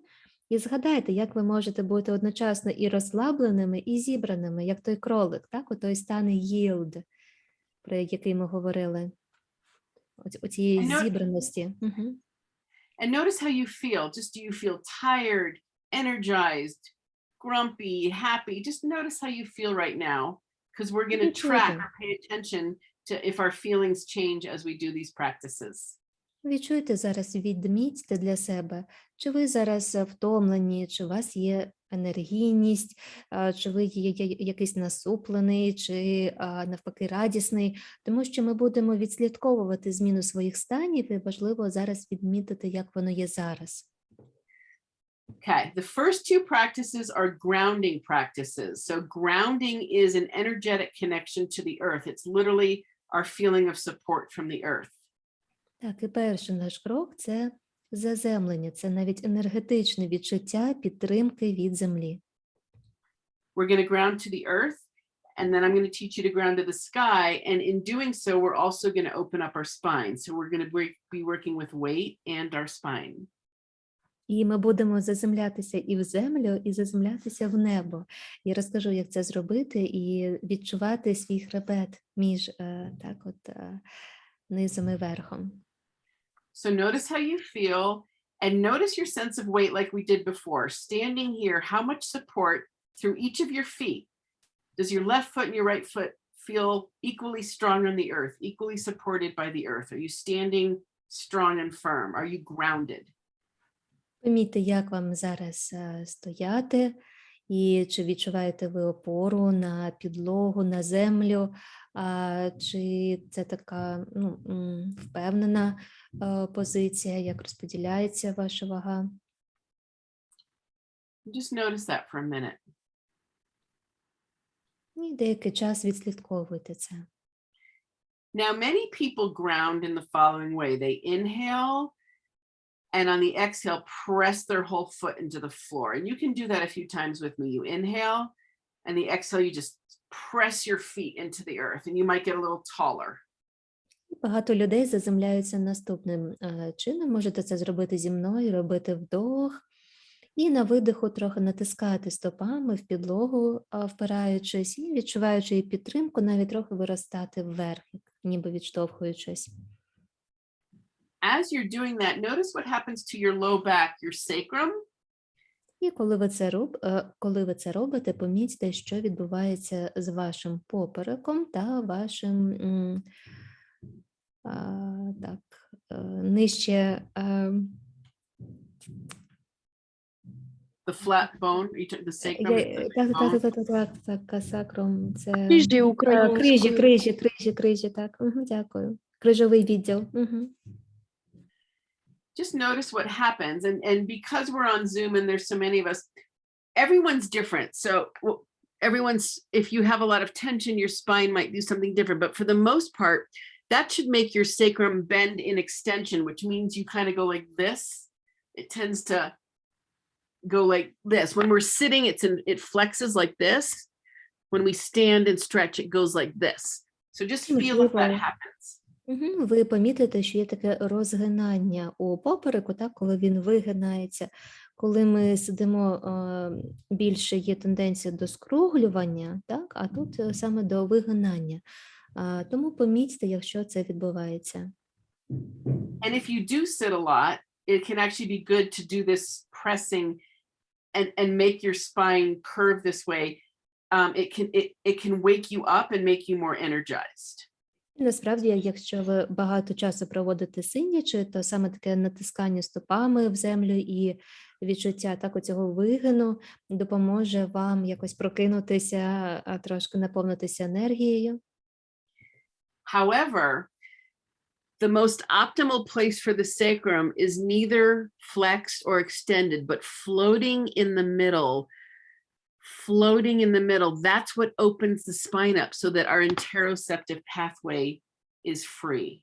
Однак найоптимальніше для хребта не бути ні скругленим, так, ні вигнутим надто. А це такий стан, так, от такого перебування от між, так, ми ніби так пливемо між. Тобто це такий вільний, розкритий хребет. When the sacrum's like that, it promotes something that's scientifically called vagal tone. I'll explain that next time. What vagal tone means is we're more calm and we're more connected. We're calmer inside and we're more connected. So it's a healthy state. Так, і це дає нам такий тонус, так, оце називається вагусний тонус, і я розкажу про це пізніше, і це дає нам таке відчуття. So vagal tone, it gives us It makes us calm and connected. It's our natural state. It's a state of Да. wholeness and wellness. Да, і це такий природній стан цілісності, такого добробуту, коли ми відчуваємо зв'язок з собою, коли ми спокійні. So here's how to get that healthy sacrum. Stand again and feel your weight. Feel the support under your feet. I'm going to teach you a new way to ground. І як нам тримати здоровим свій поперек? Ми стоїмо, відчуваємо опору на підлогу, таке заземлення. Я зараз покажу вам новий спосіб це робити. Next time you inhale, you're going to gently contract 3 muscle groups: your butt, your side legs, your abductors, and your hamstrings, the back of your legs. So what I mean, you're going to inhale and you're going to contract your butt, your side leg, and the back of your leg. І зараз ми на вдиху будемо скорочувати 3 групи м'язів. Це наші сідничні м'язи, а потім м'язи задньої поверхні, стегна, і також бокові поверхні стегна – це м'язи, що виконують відведення так, в сторону наших стегон. You contract those 3 muscle groups on the inhale. On the exhale, just let it go. Так, і ви на вдиху ви скорочуєте ці групи м'язів, а на видиху ви їх відпускаєте, розслабляєте. Just do that a few times. Зробіть це кілька разів. Now, when you're contracting, you're not going and squeezing really tight. I like to say 10 to 20% of your strength. It's a gentle squeeze, 10 to 20% of your strength. Важливо пам'ятати, що це скорочення м'язів, ви не робите дуже сильним, інтенсивним. Це буквально на 10-20% скорочення відбувається м'язове. Keep doing this and notice which is more comfortable for you, a really gentle squeeze or maybe a little stronger. That would be 20% of your strength. And I'm going to send you a slide that has this written up, just so you know. І я вам відправлю слайд з цими кроками, щоб ви знали, так що у вас матеріали ці будуть. І відрегулюйте, який саме ступінь цього напруження, скорочення м'язів вам комфортний, на скільки процентів. And when you figure out how much squeezing you want to do, I'm going to add one more piece. І коли ви вже визначилися з тим, наскільки скорочувати м'язи, я додам ще один елемент. You inhale and contract gently those 3 muscle groups. On the exhale, while you're letting it go, you're going to press just your heels into the earth, just the lower half of your foot into the earth. You don't press your whole foot in. Ви робите вдих і скорочуєте ці 3 групи м'язів. І далі ми робимо видих, відпускаємо цю напругу і тиснемо в підлогу лише своїми п'ятками, лише задньою частиною стопи. Не всією, а п'ятками. You don't have to roll up on your toes. You're keeping your whole foot on the earth, but you're energetically just sending your heels. And notice what happens to your sacrum. І при цьому ви не піднімаєте так свої носочки, тобто передню частину стопи, вона залишається в контакті з підлогою, але ви цю енергію контакту, тиску направляєте через п'яти і помітьте, що буде відбуватися з вашими крижами, з вашим попереком. Keep doing this. Продовжуйте це робити. Now, if you've been sitting a lot or living with a lot of stress, it may not change your sacrum, but what this practice will do with a lot of time and practice, it'll help teach your sacrum to go into that floating neutral place, which opens up your spinal pathway. І особливо, якщо ви багато сидите, можливо, так, не одразу це вийде, але саме такий рух дозволяє крижам перейти в оцей стан такого плавання, да, такого вільного руху, який розкриває цей шлях інтероцепції по хребту. This should also shift your weight so that you start to feel more grounded. Grounding is connected to our weight and our presence. So you might feel more support from the earth as you keep doing this. І коли ви продовжуєте це робити, так, ви більше віддаєте вагу свого тіла, відчуваєте контакт з опорою, так, це також елемент заземлення. Let's just practice this a few more times, and then when you're ready, you can just pause and notice if anything's changed in terms of your sense of weight or ground or support from when we began. І далі ви можете прислухатися до відчуттів і помітити, чи змінилося щось у відчутті своєї ваги, у відчутті опори, підтримки, яку ви відчуваєте від неї, заземлення, у порівнянні з тим, як це було на початку.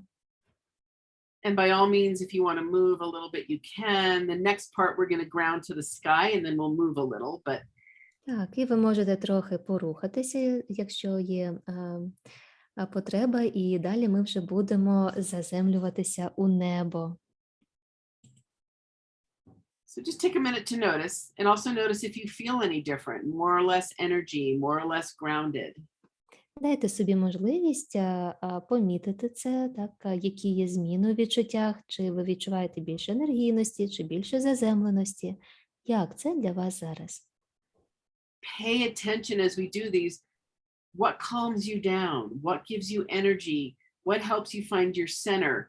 Knowing that will help you know in the future what you might want to do with your body if you need to shift your state, self-regulate in a particular way. Відмітьте, так, як ви зараз почуваєтеся, енергійнішим чи спокійнішим, тобто як це змінило ваш стан, щоб ви в майбутньому могли це використовувати як засіб саморегуляції, так, тобто які дії ведуть вас до зміни стану в той чи інший бік. Now I'm going to teach you grounding the sky. I'm going to keep going through them. Так, і зараз ми не будемо вчитися заземлятися в небо. Продовжуємо. Now, for grounding the sky, you're going to clasp your hands together like this and put them above your head like this. So you're holding your hands there. Переплітаєте пальці рук ось таким чином і тримаєте над головою переплетеними. Так. Before you do that, I want to invite you to notice if there's any tension in your jaw or your neck or your shoulders, your chest. This is the area that tends to get really tense if we're mobilized a lot, fight or flight, high cortisol, high danger. І помітьте, чи є напруження в області плечей, шиї, щелеп, тому що у стресових ситуаціях, так, у загрозливих обставинах, коли дуже високий кортизол, ці області вони схильні до перенапруження. So just notice, and that will also block that spinal pathway. The information goes all the way from the base of the spine to the brain. So lots of tension here can make us fuzzy-headed, not focused, stressed. Помічайте, так, ці зони напруги, тому що вони також блокують оцей шлях нейроцепції. Ми можемо відчувати, що нам важко зосередитися, так, десь блукають думки і так далі. Тобто Now, I'm going to explain this before we do it. So you're going to have your hands above your head like this. як перед тим, як ми це зробимо, я це поясню. Отже, у нас переплетені руки над головою розміщені. I'm showing my hands here just so you can see them. Да, я хочу, щоб ви подивилися. От, бачите, як я це роблю. We're going to do 3 sets of 3. And what I mean by that is 3 breaths. 3 breaths equals 1 set. І ми зробимо 3 підходи по 3. І в кожному підході буде 3 цикли дихання. Here's 1 set. So you've got your hands above your head clasped, but I'm going to show you here so you can see that you inhale, and on the exhale, you're going to pull really, you're going to tug on your hands, but you're going to keep them together. That's breath number 1. Could you repeat that, please? This one. Okay. This is breath number 1. І так ми робимо перший Перший цикл дихання. Inhale, Робимо and on the вдих. exhale, pull really hard, but don't pull your hands apart. На видиху ми тягнемо руки в різні сторони, але вони не розмикаються. Не дуже Second сильно. breath, same thing. Другий видих. Inhale, exhale, pull. Знову вдох, а на видосі тягнемо. So it's pulling away from each other, but without separating, right? Exactly. Окей. Да, тобто тягнемо, але не розмикаємо пальці. Third breath, inhale, Третій.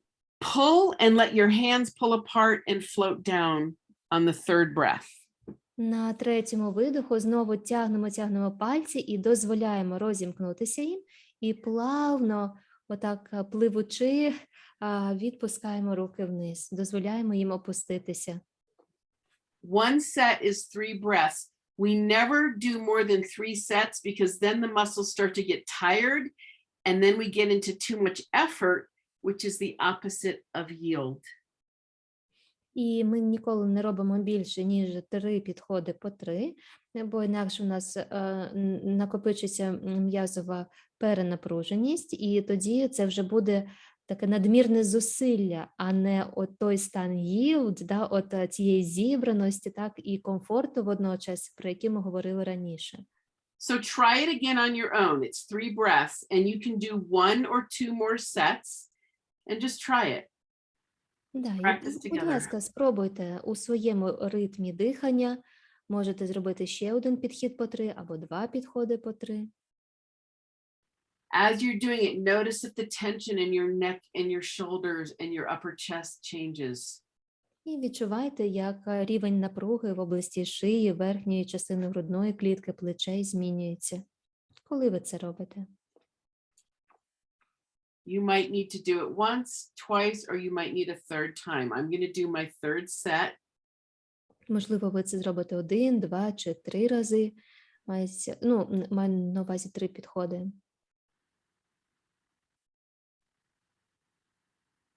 And whenever you've completed it, notice again, jaw, neck, do they feel softer? Do you feel more open and connected to the sky and the space around you?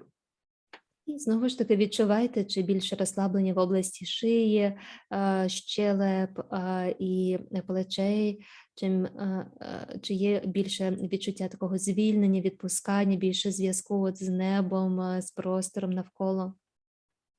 I'm going to invite you often when I do ground to earth and ground to sky to start to move and just have a little bit of free movement. So we have a little bit of dance and then I'll teach you 3 more very quick practices.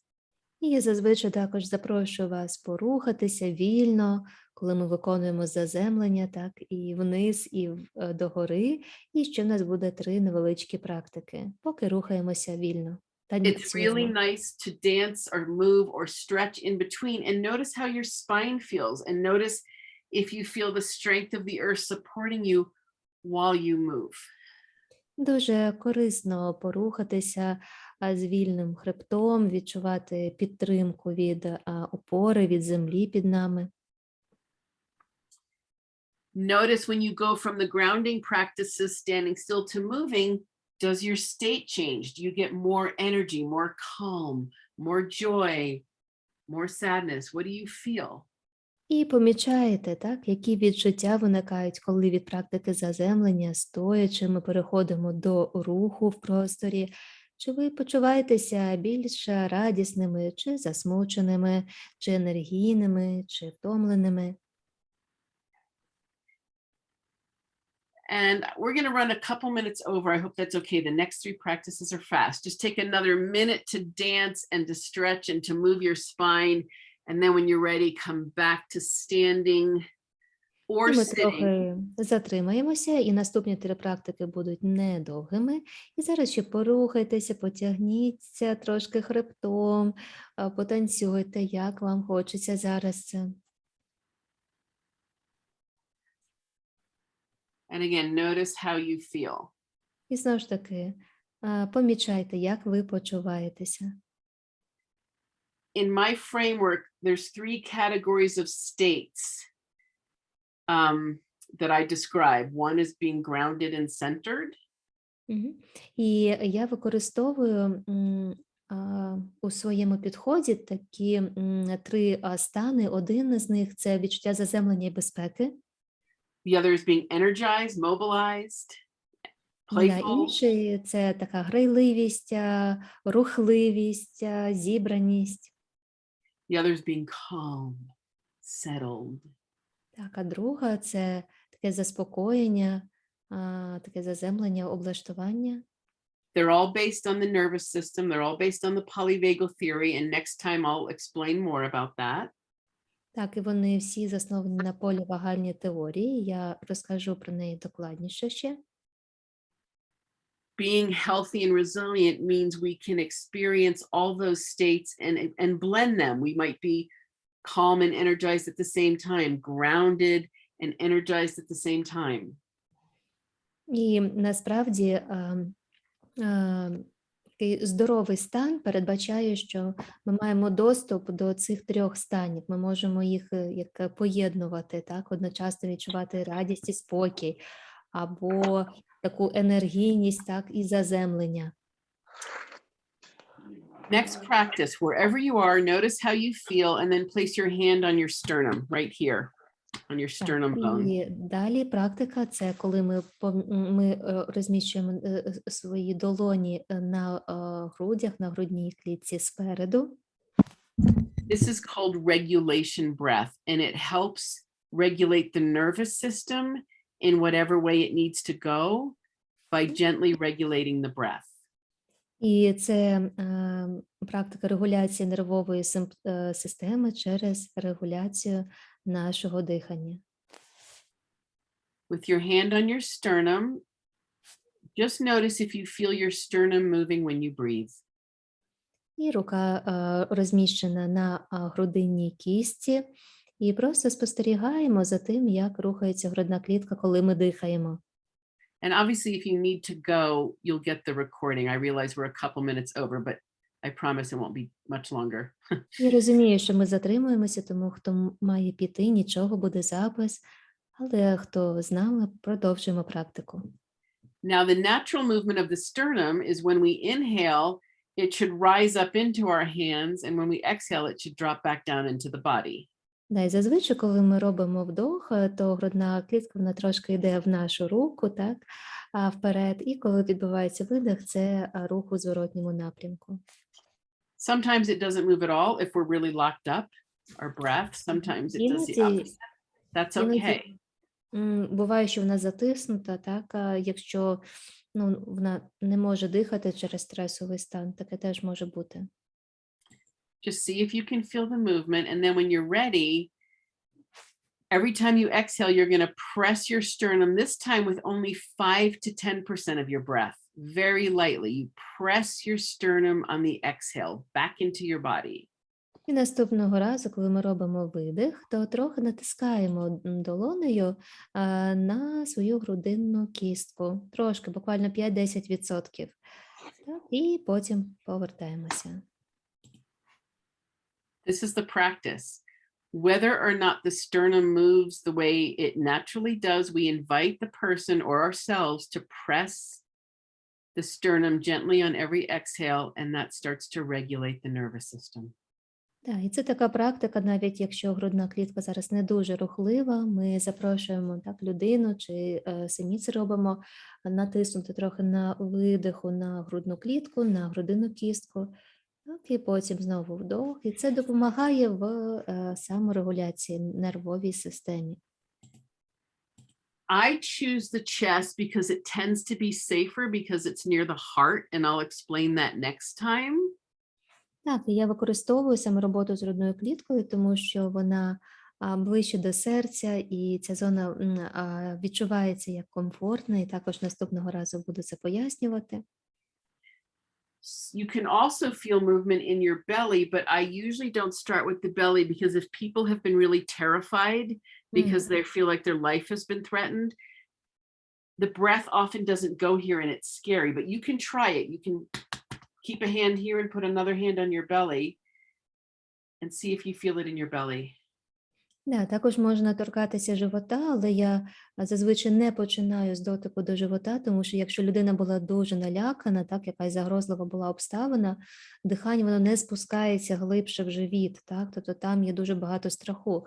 Але якщо вам це зараз комфортно, підходить, може бути одна долоня і на грудній клітці, і на животі. Відчуваємо рухи під час дихання нашого тіла. And they might move a little differently. So you might have two different rhythms going. That's okay. І, можливо, це будуть два різних ритми, так? Тобто, як рухається наша грудна клітка, як живіт, і це нормально, так? Такий танець. If it doesn't feel good down here, just stay up here in your chest, sternum.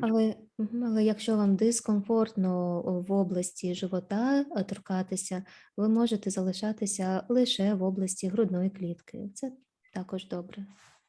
Sometimes people can also do it just on their belly. Many of my clients have been violated. They've been raped and experienced sexual trauma. So this can be scary down here.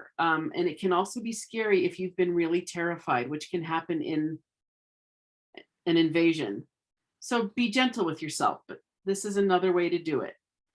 Так, і ви можете також торкатися живота однією чи обома руками, але якщо були такі травматичні події, дуже загрозливі, як зараз, такий стан жаху, або багато з клієнтів ми переживали насилля, в тому числі зґвалтування, і тому дотик до живота може відчуватися як небезпечний, тоді ні.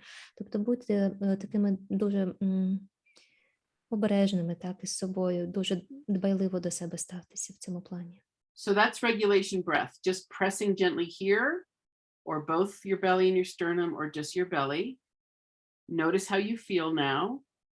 Так, от це є практика, коли ми трошки натискаємо на видиху, на грудну клітку, або також на область живота, якщо це відчувається безпечним для вас, і помічаємо, як ми при цьому почуваємося. And wherever your hands are, I'm going to invite you to hug yourself. So you can hug yourself at your chest or hug yourself at your belly. You choose which feels better. І там, де є ваші руки, зараз я запрошую вас себе обійняти. Це може бути область грудей або живота, так як вам комфортно зараз.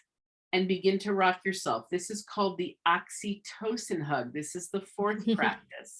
І почніть трошки покачуватися, і це називається окситоцинова практика. Це наш четвертий крок.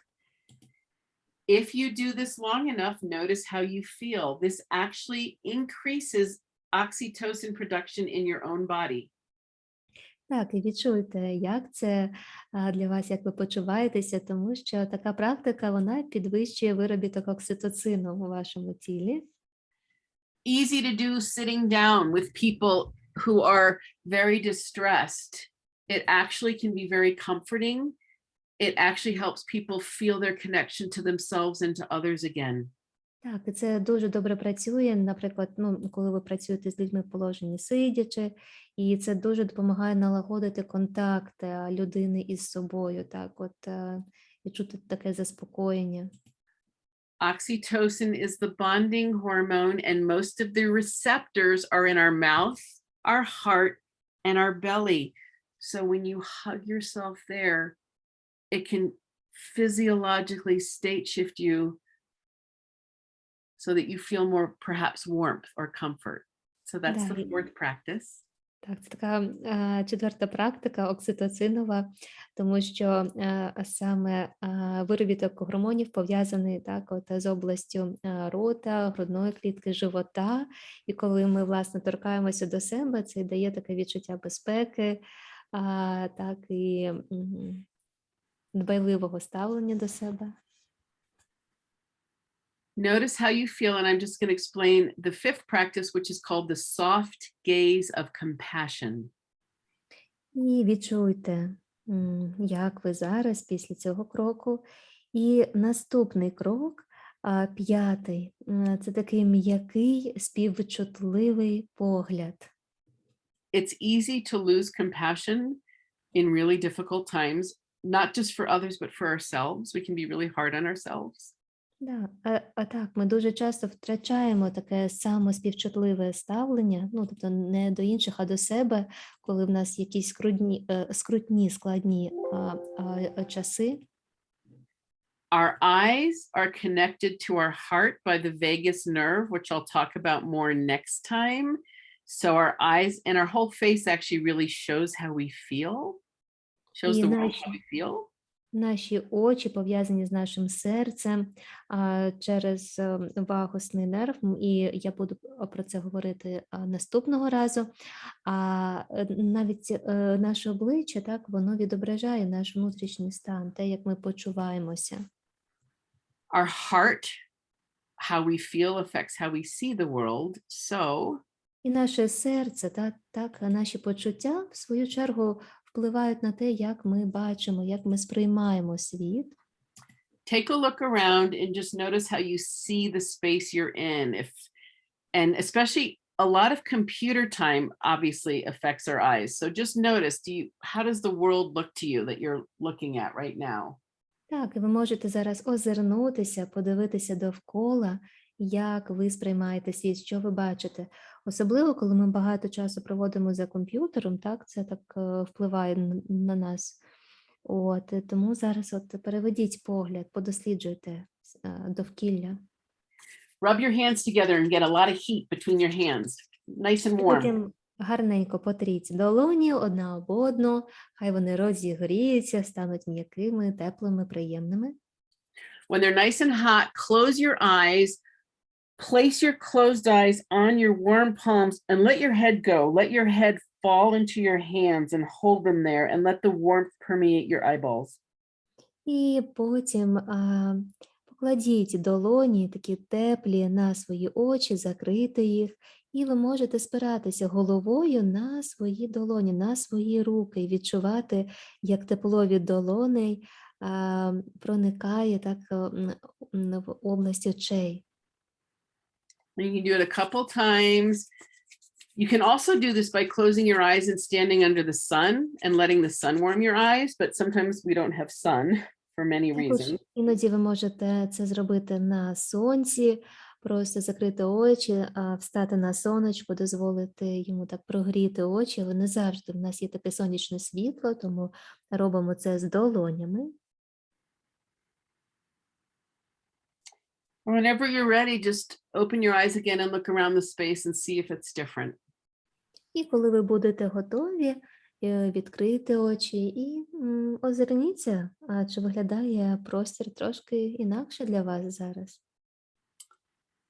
You can chat if you notice anything. What this practice does, it softens actually the vitreous gel of the eyes, and it sometimes makes our peripheral vision more expanded, which I think increases our compassion for ourselves and for others.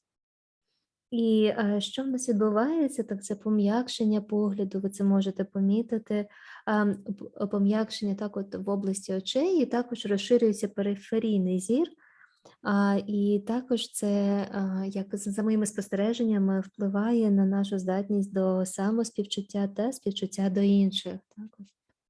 Емпатії.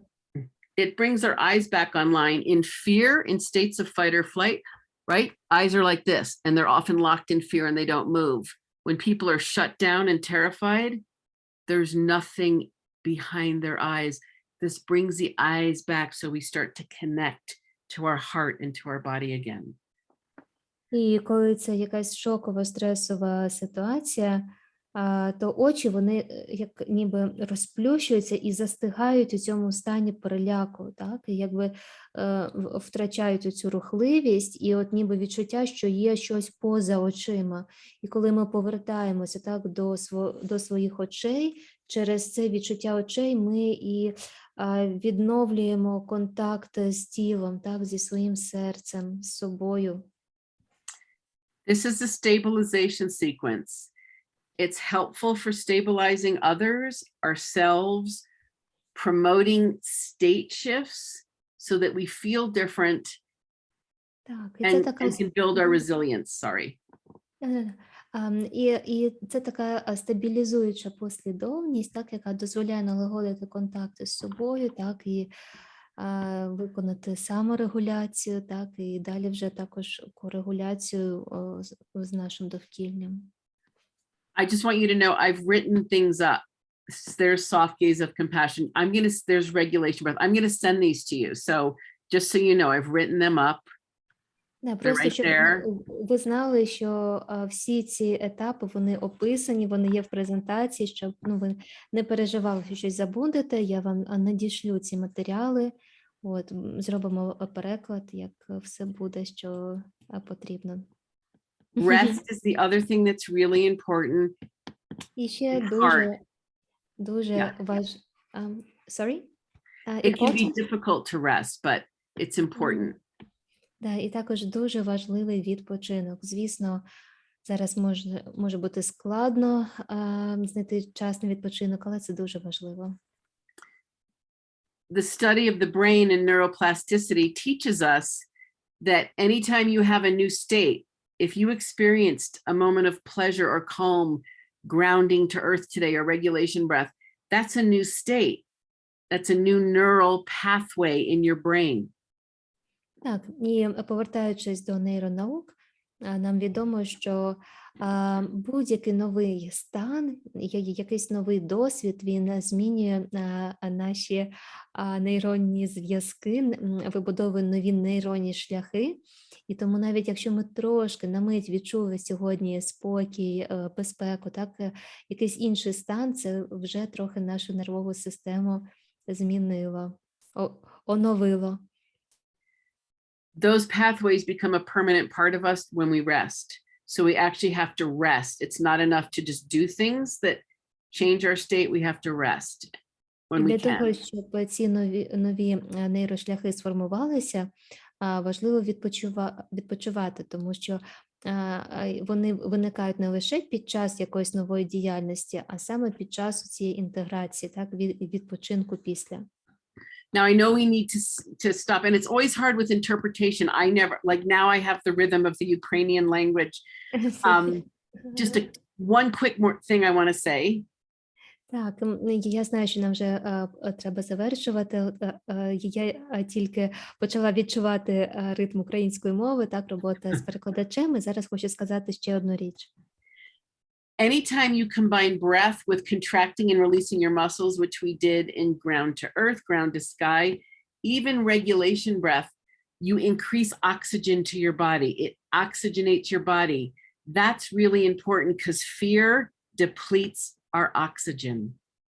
І також важливо знати, що страх, він виснажує насиченість киснем, так, і важливо, що коли ми дихаємо, так, коли ми використовуємо ті практики з невеличким натисканням на видиху, потім ми робили вдох, це все допомагає також наповнити киснем своє тіло.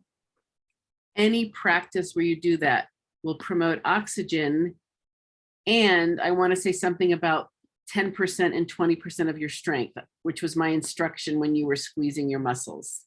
Також, коли ми використовуємо напруження м'язів і їх розслаблення, це теж сприяє якраз насиченню киснем. І хочу нагадати, важливий момент, це лише 10-20% ваших зусиль. When you squeeze gently, like 10% or press gently, you're working with your connective tissue, that white filmy layer that gathers and holds our big red muscles together. The fascia, right? Yeah, you're working with the fascia, exactly. І також, коли ми практикуємо, так, це ми напряму працюємо зі сполучною тканиною, так, з фасціями, яка огортає наші червоні, так, м'язові клітини. Fascia can calm us down, contain us. Containment is related to grounding, and it's also very connecting. It can help connect us internally and therefore externally.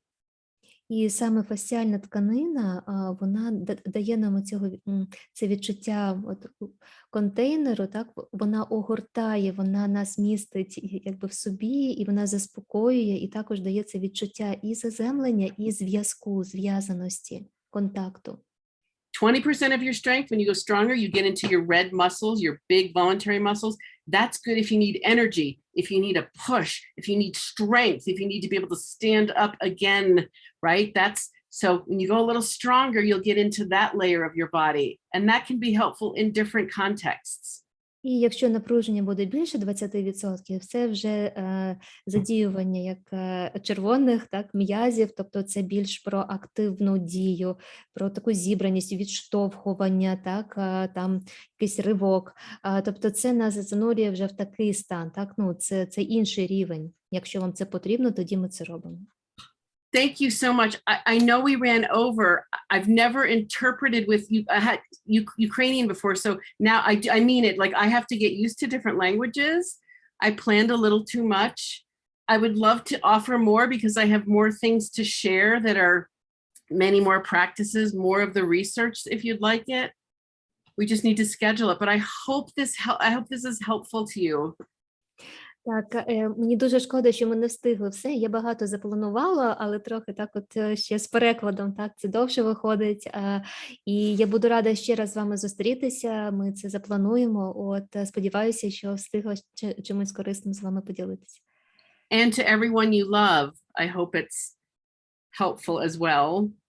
Так, і я сподіваюся, так, що це вам Bring my корисно last і slide. для тих, також кого ви любите, хто вам дорогий. Here's my last slide. Sorry. That's my last slide. I'm with you. I'm with Да. you. І ось мій останній слайд. Я хочу сказати, що я з вами, ми разом. Ви не самотні. So, I mean, I know that we've run over. I don't have to go anywhere, so I'm here if anybody has questions or wants to say anything. I do have a Ukrainian flag outside my yard right now, so. Я не offer my поспішаю support. зараз, так, тобто можу ще з вами побути, в кого є можливість, бажання залишитися ще спитати щось. І в мене, до речі, український прапор висить ось там назовні на вулиці біля моєї домівки також. There are many words of gratitude in Ukrainian, in English, in the chat. That it was very helpful, and we look forward to next seminars. Oh, sorry. There you are. Okay. Yeah, I don't read the Ukrainian. I apologize for that. I wish I did, but and I will. Thank you for sharing your time with me. And I know it's your evening. And again, it's an offering that I hope is useful. And I will send Oksana the Zoom link and the slides. Дякую вам дуже, що ми всі разом у цей вечір. І я надішлю Оксані також посилання на Zoom-запис, так, і оці слайди, презентацію. Все це буде. Я дуже дякую Ембер за те, що вона одразу відгукнулася за прекрасне заняття. І ми будемо чекати ще не одне заняття, тому що це дуже важливо і дуже така доступна подача, дуже такого класного матеріалу. Дякую, Ембер. Yeah, we are very grateful that you agreed in a couple of days to give us this opportunity to share this knowledge with us in a very comprehensive way and in an easy way, but such a deep material. And we look forward to next meetings and opportunities. Yes, I didn't realize I had about twice as much planned. Twice. So I have another training ready to go if you want to go deeper. And yeah. And yeah. Запланувала насправді вдвічі більше, так, тому ми можемо ще зробити одну зустріч, щоб поділитися тим, що я підготувала для вас. And I'll be teaching a 3-day class in this in Belgium in July. I mean, I'm teaching in Prague. I'm coming over in a few months, so. Так, і ще в липні у Бельгії буде 3-денний семінар. Я буду проводити, так, така є теж інформація.